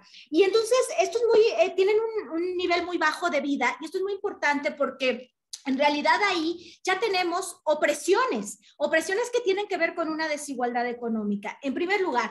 Segundo, llegan también los talibán al poder, y obviamente desde 1997, 2001 y ahora los sucesos que estamos comentando, pero me parece muy interesante que solo se hable de mujeres y de niñas, ¿no? Como las vulnerables, como las víctimas, pero también tenemos a hombres oprimidos dentro por el propio grupo talibán, ¿no? Entonces también tendríamos que estar hablando, lo dijo Daniel, de los házaras, tendríamos que estar hablando incluso de las resistencias que se están manejando en el norte de Afganistán, que eso también es muy importante. Y por otro lado, algo que a mí me ha costado mucho trabajo digerir en estas 2 semanas, porque yo ya no puedo con los medios de comunicación, y lo digo honestamente en este conversatorio, ya no puedo con los medios de comunicación. ¿En qué sentido? Hay una idea de pobretear, hay una idea de victimizar a las mujeres, a las niñas afganas, y por ejemplo nunca se habla de mujeres que durante el proceso de la intervención dieron clases, por ejemplo, a otras mujeres y a otras niñas en los patios de sus casas, en las escuelas, mujeres que a través de dinámicas incluso de la comida, de la cocina, generaron redes de solidaridad. A veces en esas resistencias, ¿no?, que es a lo que pues hemos llamado resistencias, siempre decimos se generan reexistencias, pero pocas veces las escuchamos, ¿no? Porque además, pues no tenemos acceso a esa información. Entonces yo por eso siempre digo, y de hecho lo dijo el doctor Moisés, que hay que escuchar las voces de las mujeres afganas. Incluso, y no es una crítica a la política exterior mexicana, sino aplaudo la dinámica de refugio que tiene México. pero también en el caso de México tenemos una dinámica patriarcal, tenemos problemas de feminicidio, ¿no? Y es decir, creo que esas estructuras son estructuras que se van derrocando a través de la movilización social, y esa movilización social se genera desde las propias mujeres, no con imposiciones, no con intervenciones, sino encontrando cuáles son nuestras propias necesidades dentro de nuestras propias corporalidades y dentro de nuestros lugares de enunciación, porque las necesidades nunca son las mismas de una mujer mestiza, una mujer blanca, una mujer negra o una mujer indígena, que además tienen diferentes opresiones, ¿no? En determinados momentos. Entonces creo que es muy importante pensar que las resistencias están, y lo dejo como un apunte por ahí. Vamos a tener que focalizarnos también en las luchas que se den en la diáspora, porque muchas veces las mujeres que están en la diáspora, en otros movimientos, ¿no? Pero creo que también va a suceder con Afganistán, han podido generar cambios y transformaciones desde un empuje que viene desde fuera, y eso va a ser muy importante, ¿no? ¿Cómo van a recrear una identidad? ¿Con qué características? ¿No? Y necesariamente con una visión mucho más centrada en las necesidades de las mujeres afganas, y no necesariamente centradas en un feminismo que también ha sido hegemónico, y ese feminismo hegemónico ha violentado también en muchas ocasiones a espacialidades que no necesariamente tienen que ver con este feminismo. Y por otro lado, no olvidar, retomo lo que decía el doctor Moisés Garduño, ¿no? Que las mujeres somos cuerpos de despojo. ¿En qué sentido? Porque nos han utilizado como una instrumentalización política, a veces para la democracia, a veces para el autoritarismo, a veces para el terrorismo, ¿no? Pero las mujeres ya no somos solo un instrumento, incluso el fin dentro de un conflicto. Y creo que eso hay que tomarlo en cuenta dentro de determinadas circunstancias. Pues yo nada más quería decir eso, porque ya son las 2:30 y si no me apasiono y sigo hablando y hablando, pero pues sí me gustaría que de alguna manera pudiésemos tener una conversación. No sé si alguien se atreva en micrófono abierto, por lo menos unas 2, 3 preguntas a micrófono abierto, y luego respondemos también las preguntas en el chat o vamos intercalando. Muchas gracias. Ya tenemos por ahí 2 manitas. Axel, adelante, tienes el uso del micrófono. Buenas tardes. Una conversación académica por lo general se trata de pues evitar sesgos, de ser lo más balanceado posible, de verlo todo el panorama lo más que se pueda. Entonces mi pregunta es, ¿qué se puede rescatar en términos positivos del Talibán? Es decir, ¿tienen algo rescatable o de plano estamos hablando de la encarnación misma del demonio en Asia Central?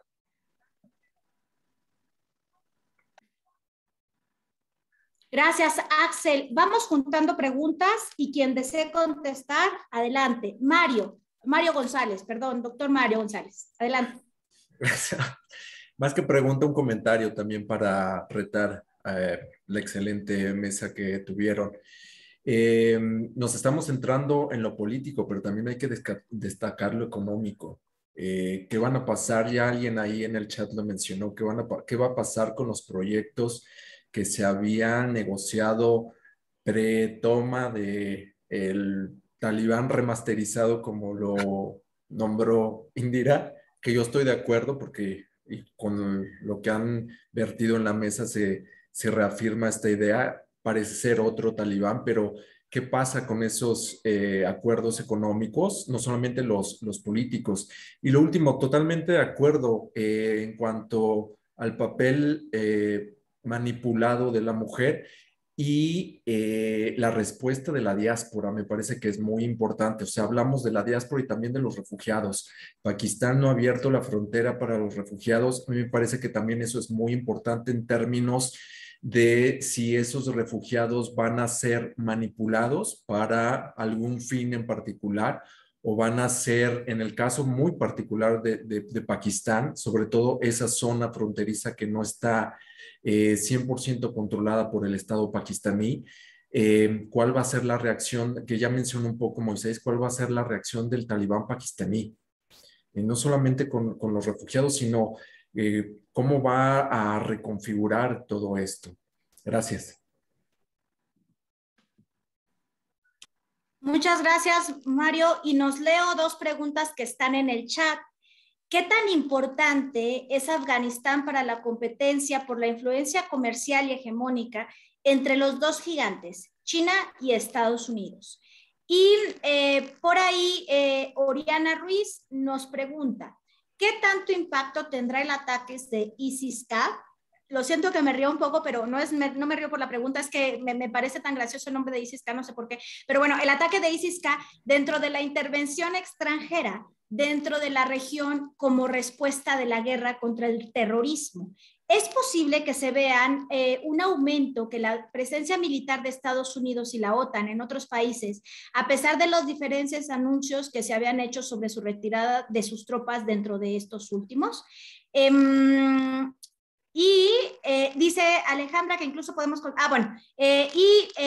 Alejandra menciona como comentario que incluso podemos considerar que las mujeres no salgan para huir y ser rescatadas, sino para contar con esos espacios-tiempo para lograr esas reivindicaciones desde afuera. Y por ahí... bueno, creo que esos son hasta ahora las preguntas por el chat. Creo que son 4 preguntas que bien podemos atacar en este tiempo. No sé si alguien quiera empezar a hablar. No, Fred, sí, adelante. Yo empiezo con lo general y así ya los dejo a ustedes profundizar. Pero un poco retomando la pregunta de Axel y esto de la guerra contra el terrorismo, o sea, creo que ya lo dijimos, pero es importante enfatizar la necesidad de quitarnos esta idea de esta narrativa de guerra contra el terrorismo. O sea, sinceramente es una narrativa que no ayuda en nada a comprender no solo Afganistán, la región entera, o bueno, al mundo islámico, que es más amplio que el mundo árabe, ¿sí? Entonces, porque sinceramente esta narrativa que surgió en 2001 precisamente en un mundo unipolar, después de que llevaban 10 años más o menos Estados Unidos de ya ser la potencia y que no tenía ya como ese otro bloque al quien echarle la culpa, ¿no? O sea, yo viéndolo desde la narrativa, surge pasa el atentado el ataque terrorista a las Torres Gemelas el 11 de septiembre y le viene muy bien en la narrativa a Estados Unidos tener un nuevo enemigo, simplemente que no es un Estado. O sea, no es como ir a atacar a Rusia o a un estado amigo de Rusia, bueno, de la Unión Soviética en su época, sino es ir a atacar grupos que tú mismo incluso a veces estás armando, ¿no? O sea, eso pasó con Daesh al principio. Estados Unidos y Turquía, en esta intención de apoyar a la oposición, armaron a Daesh y después dijeron, oh, por Dios, ¿a quién armamos? ¿No? Entonces, finalmente es importante tener en cuenta como esta cuestión de dejar de pensar en esta dualidad, porque esto no nos va a ayudar a comprender ni la cuestión de la lucha de los afganos, pero tampoco la lucha de las mujeres, ¿no? Y de comprender que esto va más allá de simplemente buenos contra malos, ¿no? Yo quisiera como enfatizar en esa cuestión, porque ya lo han dejado muy claro mis compañeros, cómo este discurso orientalista, que ya puede ser llamado islamófobo también, afecta incluso el hecho de que, retomando un poco lo que decía Mario en su intervención, los refugiados. ¿Cómo vamos a recibir a estas refugiadas talibanas, no? ¿Y por qué estamos recibiendo a estas refugiadas y no hicimos nada desde el gobierno? Porque existe Habesha desde 2015, que es una asociación civil que ha tratado de ayudar a los sirios que están huyendo también de la guerra civil en edad de estudiar para venir a acabar sus estudios o comenzar sus estudios en México. Pero fue desde la sociedad civil mexicana que se organizó esto, no el gobierno. Entonces, ¿por qué digo? Yo también aplaudo que estén recibiendo a afganos, ¿no? Pero ¿por qué ahora sí y antes no? ¿Y por qué mujeres, ¿no? Y niñas, y no también hombres que están siendo oprimidos? Porque finalmente donde estos niños se radicalizan es precisamente en estos campos de refugiados, es precisamente en estos espacios donde no hay otra posibilidad, a lo mejor para ellos, de resistir más que a través de las armas, ¿no? Porque todo a su alrededor es miseria y pobreza, ¿no? Y algunos, o sea, y eso es la cuestión de fondo, ¿no? O sea, no nada más es la cuestión del discurso, sino también que si realmente queremos que esto, no solamente Afganistán, pero combatir las diferencias, pues hay que combatirlas ahí, ¿no? O sea, ¿de qué sirve poner escuelas si los niños no pueden ir porque no hay seguridad, ¿no? Que ya lo mencionaba Moisés. Entonces creo que hay que como que tener en cuenta como todas estas aristas y tratar de también, como ya lo dijeron mis compañeros, escuchar. A lo mejor es muy difícil desde México y a lo mejor tampoco es fácil ahorita viajar para allá y la pandemia y todo esto, pero tenemos el Internet que también, si uno sabe buscar en Internet, porque también hay que tener cuidado con lo que nos ofrece Internet, hay que buscar, no nada más tomar lo que nos ofrece Internet, es más fácil encontrar información ahora que hace 20 años de lo que realmente está pasando ahí y cómo lo está viviendo la gente ahí, ¿no? Y no nada más a través de los canales que siempre consumimos. Y ya con eso quizás dejaría, pues, como en términos generales, como respuesta. Vale, muchas gracias, ¿no, Fred? Profesor Daniel, adelante. Bueno, igual, nada más algunos apuntes un poquito quizá de lo general o particular. Partiendo, yo creo que de entrada con esta pregunta, ¿no? Y sobre todo de evitar estos análisis maniqueos, reduccionistas. Y ya había tratado como de poner en la mesa, y yo creo que para efectos de la pregunta que lanzaba Axel, me parece, poner el tema del islamismo en la mesa, que me parece fundamental. Porque la lectura que hemos venido haciendo en los últimos años del islamismo justamente estriba en estas percepciones orientalistas, maniqueas, justamente provenientes en gran medida de determinadas coyunturas, ¿no? El tema del 11S, particularmente todo lo que implica la nueva manera que estamos entendiendo el Medio Oriente en sus formas de realineamiento geopolítico, ¿no? Pero sobre todo también, y yo me atrevo a decir, porque estábamos presenciando, al menos lo digo a título personal, y particularmente desde el derrocamiento, este golpe de Estado sui generis, orquestado por los Estados Unidos y por Israel, a Mohamed Morsi en Egipto, un declive, digamos, de los proyectos de corte islamista. Me parece que el golpe de Estado orquestado a Morsi vino a representar un declive en los proyectos de corte islamista en la región. Y ahora, con este, digamos, llegada al poder del talibán, de nueva cuenta podemos poner justamente en la mesa de análisis el auge y el impacto justamente de los movimientos islamistas. Y esto lo quiero hilar con la pregunta de Axel, ¿en qué sentido, no? De cómo tendríamos que entender a los movimientos islamistas, entendidos justamente en un contexto de ocupación, en un contexto también de desigualdad y en un contexto de falla del Estado.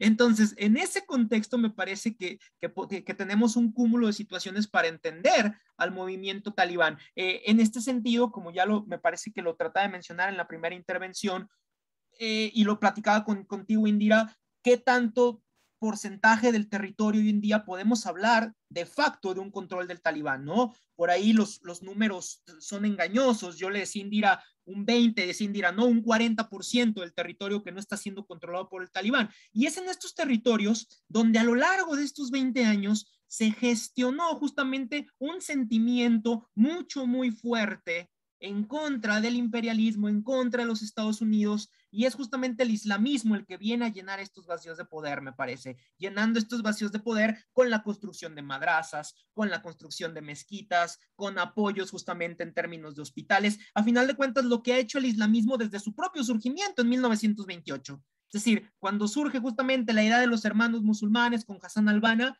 era justamente, sí, con una dinámica muy marcada, muy particular, pero de apoyo y de cohesión social. Entonces, ahí es justamente donde el talibán, me parece, gana adeptos y gana adeptas, como ya bien decía el doctor Garduño, ¿no? Pensar justamente que haya mujeres que apoyan al régimen talibán responde a un contexto muy particular de estas dinámicas rurales que se gestan al interior de Afganistán y que me atrevo a decir, este posicionamiento muy importante de estos grupos islamistas al interior de la región, porque ahora estamos hablando del talibán. ¿Por qué? Porque el talibán ya formó o pretende formar gobierno. Pero ¿qué va a pasar justamente en un contexto de vacío de poder dejado justamente por las tropas estadounidenses, una sociedad desgastada en su tejido social?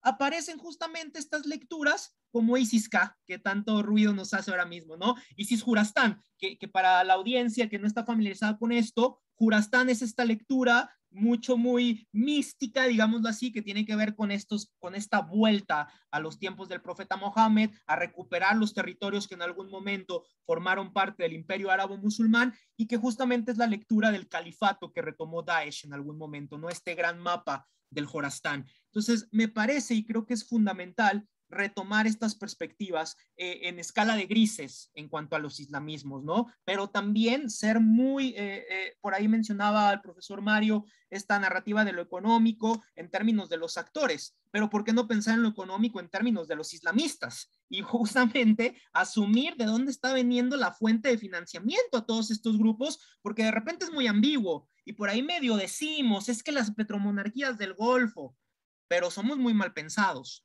La realidad es que tendríamos que ser y investigar más a fondo y literalmente con los documentos en mano, ¿quién está financiando al Talibán? El Talibán en gran medida se quedó con el armamento de Estados Unidos, de entrada. El armamento de Estados Unidos ya está ahí, y el entrenamiento de los Estados Unidos está ahí porque no solamente se lo proporcionó al ejército afgano. Durante la década de los años 70 o finales de la década de los 70, justamente, pues ya lo decía Nofred por ahí, ¿en dónde se entrenó el Talibán? Se entrenó justamente con la CIA, se entrenó justamente con muchas narrativas de Estados Unidos, ¿no? Entonces ya para no emocionarme un poco más, me parece que es fundamental.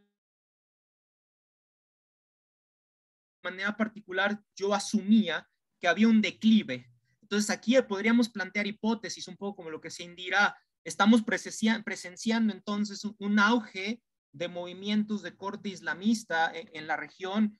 Es decir, es muy aventurado, pero reitero, ¿no? Estos guiños que hacía Hamas, por ahí vamos a ver qué sucede también con Hassan Nasrallah, que ahora está, es decir, Hassan Nasrallah ha estado muy calladito, pero ha estado muy calladito en el término del Talibán porque el Líbano se está cayendo a pedazos, a final de cuentas, y porque él tiene justamente sus propias inercias y sus propias dinámicas con Irán, con el tema del combustible y los buques que tienen que llegar a Beirut justamente para poder proporcionar gasolina a los libaneses.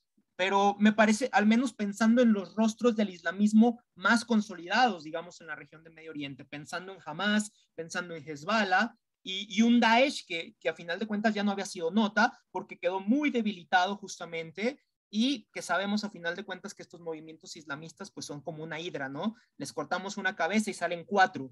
Y en este sentido, de ahí podemos hablar de este famoso ISIS-K o ISIS-Jurastán, ¿no? Hasta acá y muchas gracias por la palabra. Voy. Muchas gracias. Moisés, adelante. Bueno, ya nada más para ir complementando algunas cosas que exactamente ya han dicho mis colegas. Nada más haría un matiz con respecto a lo que dice Dani con Hamas. Tiene toda la razón Dani. O sea, creo que la victoria de los talibanes, como la está presentando mediáticamente, es una inspiración para Hamas con base en su estrategia militar que lleva a cabo con Israel. Muchos medios de comunicación gazatíes ya han dicho, esta es la estrategia.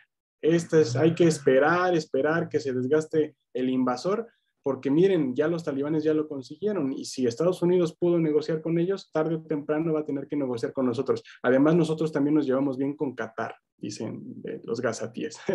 Y la última intervención que hizo Israel a Gaza, por cierto, tuvo toda la intención de ir terminando con estos líderes que después de la intervención de mayo se salieron a pasear en las calles destrozadas diciendo, aquí seguimos.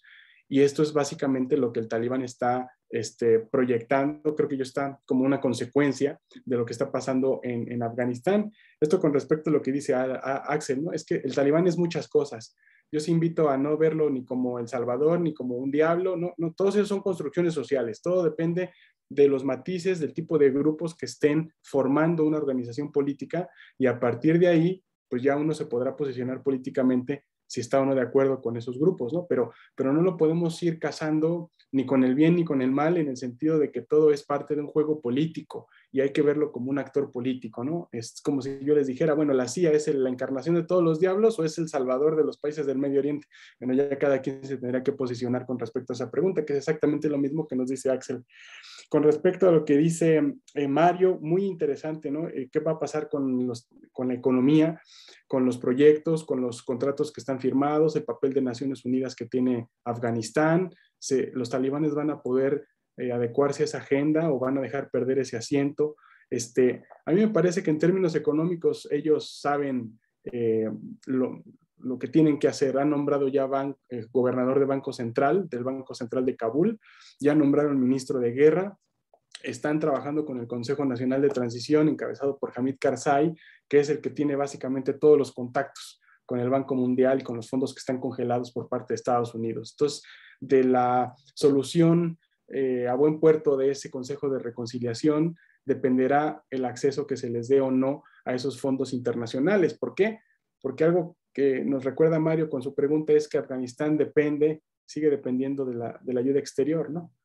Donantes internacionales, incluso el envío de comida también. Decía Alfonso Sagriel otra vez que el pollo venía de Brasil, gran parte del combustible ahora va a tener que venir de Irán, porque antes entraba por barcos, por Pakistán, y ahora va a tener que voltear, tal vez algo más seguro que pueda venir de Irán, ese combustible. Y entonces están haciendo redes de accesos a recursos que, bueno, dependerán del proceso político. Eso es lo que yo pienso, ¿no? No podemos disociar el proyecto económico de los talibanes de su proyecto político.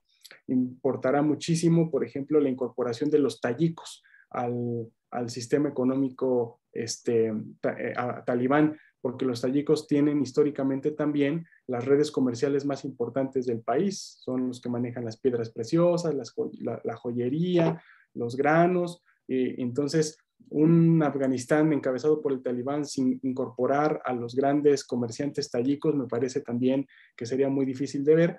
Y aquí con esto termino. Me parece que para visualizar ese posible escenario económico hay que irnos a la ley de amnistía que acaba de implementar el talibán como una forma de ir manteniendo ciertas estructuras institucionales con todo y la corrupción que hubo, con todo y la corrupción que ya mencionamos, es la base de la cual va a tener que partir el talibán para seguir administrando al país.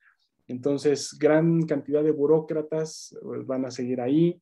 La pregunta es, estos vicios que comentaba Indira, ¿se van a repetir? ¿Van a seguir cometiendo estos mismos errores de administrar dinero para una cultura política a sabiendas que la sociedad hace loya yergas, hace asambleas y hace otras cosas? Ese es el reto que tienen los talibanes ahora, ¿no? Yo en un artículo que ponía hace unos 10 días decía que los talibanes estaban a prueba de ellos mismos, porque vean lo que está pasando con el aeropuerto. Le han pedido a Turquía que vaya a ayudarlos porque no se dan abasto, no solo con la seguridad, son los magos de la seguridad, pero el control aéreo. Quieren que haya vuelos civiles a partir del 1 de septiembre. Bueno, Dios mío, con el ataque del día de ayer, yo no sé cómo le van a hacer. Y los turcos, no solamente como buen lobo político, sino como miembro de la OTAN, como un actor que también tiene intereses ahí con los turmenos, va a tratar de poner un pie ahí para negociar también partes de poder en el gobierno talibán. Entonces creo que lo podemos ir viendo poco a poco en función de las claves que el proceso político nos vaya diciendo, ¿no? Yo aquí lo dejaría y sí, perdónenme, el último comentario ya. Es que esto que acaban de decir del yihadismo, Daniel, es fundamental, perdón, pero es que fíjense, el yihadismo no era una práctica común en el Islam tan diverso de Afganistán hasta antes de la invasión soviética. De hecho, en Afganistán floreció el sufismo en la ciudad de Herat y se dice que es el lugar donde nació Rumi. Digo se dice porque los iraníes dicen que nació ahí, los turcos dicen que nació allá y así todos se pelean, aunque hay un consenso en que es Afganistán la zona donde nació Rumi, en Herat. Floreció el sufismo y a partir de ese florecimiento el Islam también se empezó a expandir por toda Asia Central hasta llegar a los confines con China, como lo vemos ahora con Xinjiang. Entonces, es con el advenimiento del imperialismo como surge el yihadismo como una forma de ir contestando esa injerencia militar, ¿no? ¿Y cómo nace? En el mismo sentido que el interlocutor militarista, ocupacionista y violento que implicó el ejército invasor. Primero el soviético y luego el estadounidense, ¿no? Ahí podremos encontrar pistas de por qué estamos hablando de este fenómeno como un fenómeno estrictamente moderno. Ya, aquí termino. Muchas gracias, perdón. No, al contrario, esa pasión que tienen todos y todas para expresarse es lo que hace sabroso los conversatorios. Yo realmente nada más quiero comentar dos cosas para poder terminar en tiempo. Para Axel, creo que es muy interesante en esta parte de análisis de escenarios, porque en realidad es un análisis de escenarios. El doctor Moisés incluso mencionó un escenario en donde, bueno, pues los talibanes, él lo dijo de una manera, no sé si lo estoy citando bien, si no me dices, Moisés, que era como los talibanes y casi el amor de los talibanes, ¿no? Es decir, es un escenario con el que se convierten en un actor necesario para la negociación en Asia Central, pero además con China, además con Turquía, además con Irán, además con Pakistán y además con India, ¿no? Dependiendo de los actores. Entonces, tú hablabas de qué positivo tienen. Es que depende del poder de actuación y negociación que vayan generando en estos días, en estos meses, en los próximos meses, creo que va a ser muy importante, porque se pueden convertir en un actor de negociación, número uno. Número dos, eso es para Axel, en cuanto a China y Estados Unidos, un poco para responder, definitivamente sí, se convierte, Afganistán también, no se convierte, lo ha sido, en un territorio que ha sido disputado, porque en el caso de China, no olvidemos que por ahí pasa One Belt, One Road, que por ahí además van a pasar gasoductos y además estaban proyectados desde hace mucho tiempo, pero no olvidemos la importancia del recurso litio. Y creo que es muy importante, ¿no? Y estábamos hablando antes del conversatorio del doctor John Saxe Fernández. Él tenía un estudio muy interesante sobre el pico de y cuándo puede ir cambiando un escenario en torno al petróleo y a las nuevas revoluciones industriales. Y esto es muy interesante porque el planteamiento es que el petróleo va a dejar de ser el recurso que domine la geopolítica y que ya se ha hablado mucho de esto y que muy posiblemente incluso el litio sea de los recursos que van a sustituir al petróleo. Entonces, bueno, todavía todo esto está en investigación, pero creo que es muy importante porque la zona es importante para cruce, pero además hoy en día ya podemos decir que es importante para explotación de recursos. Y una cosa más para Alejandra, ciertamente, ¿no? Se habla de las mujeres que salen de Afganistán como mujeres que huyen, ¿no? Y habrá que tener cuidado con las palabras. No hay, creo que también es muy válido que existan personas que siempre creen una reconstrucción de vida y buscar diferentes formas de vivir y de tener una vida digna, que eso es importante. Y en esa búsqueda de tener una vida digna, lo más importante es cómo se van a relacionar con ese lugar de origen en un determinado momento. No soy una mujer afgana, pero estoy segura que muchas de ellas empezarán a visualizar y a hacer una lucha desde fuera, ¿no? Para transformaciones en el país. Bueno, creo que esos son los comentarios que yo tenía. La verdad es que ya no, pues estamos por respeto al tiempo de todos y todas. Estamos a 3 minutos de llegar a las 3 de la tarde. La verdad es que la profesora Vania me dice que ha sido un gran evento, que nos agradece a todos y a todas. Y bueno, pues yo les agradezco especialmente al público que estuvo con nosotros durante estas 2 horas, que nos escucharon, que tenemos todavía muchas preguntas, ¿no? Todavía no tenemos resueltas muchas dinámicas dentro de la región. Le agradezco también al doctor Mario González Castañeda, ¿no? Por darnos esa luz con respecto a India y con respecto a Pakistán. Y por supuesto, con gran cariño, le agradezco al profesor Daniel Abundis, a Nofred Hernández Vilchis y por supuesto a Moisés Garduño, que sin duda se está convirtiendo en un referente de los estudios de Asia Sudoccidental y Norte de África en América Latina. Entonces, realmente les agradezco el que estuvieran con nosotros. Gracias a todos y a todas, a todas por estar con nosotros en este momento. Muchísimas gracias y bueno, pues habrá que seguir repensando y analizando el proceso político en Afganistán. Muchas gracias y que, bueno, pues coman rico y que les vaya muy bien, que tengan una buena tarde del viernes, un buen descanso. Hasta luego. Gracias, hasta luego. Gracias, Cindy, colegas, queridos, queridas. Bonito fin de semana. Igualmente.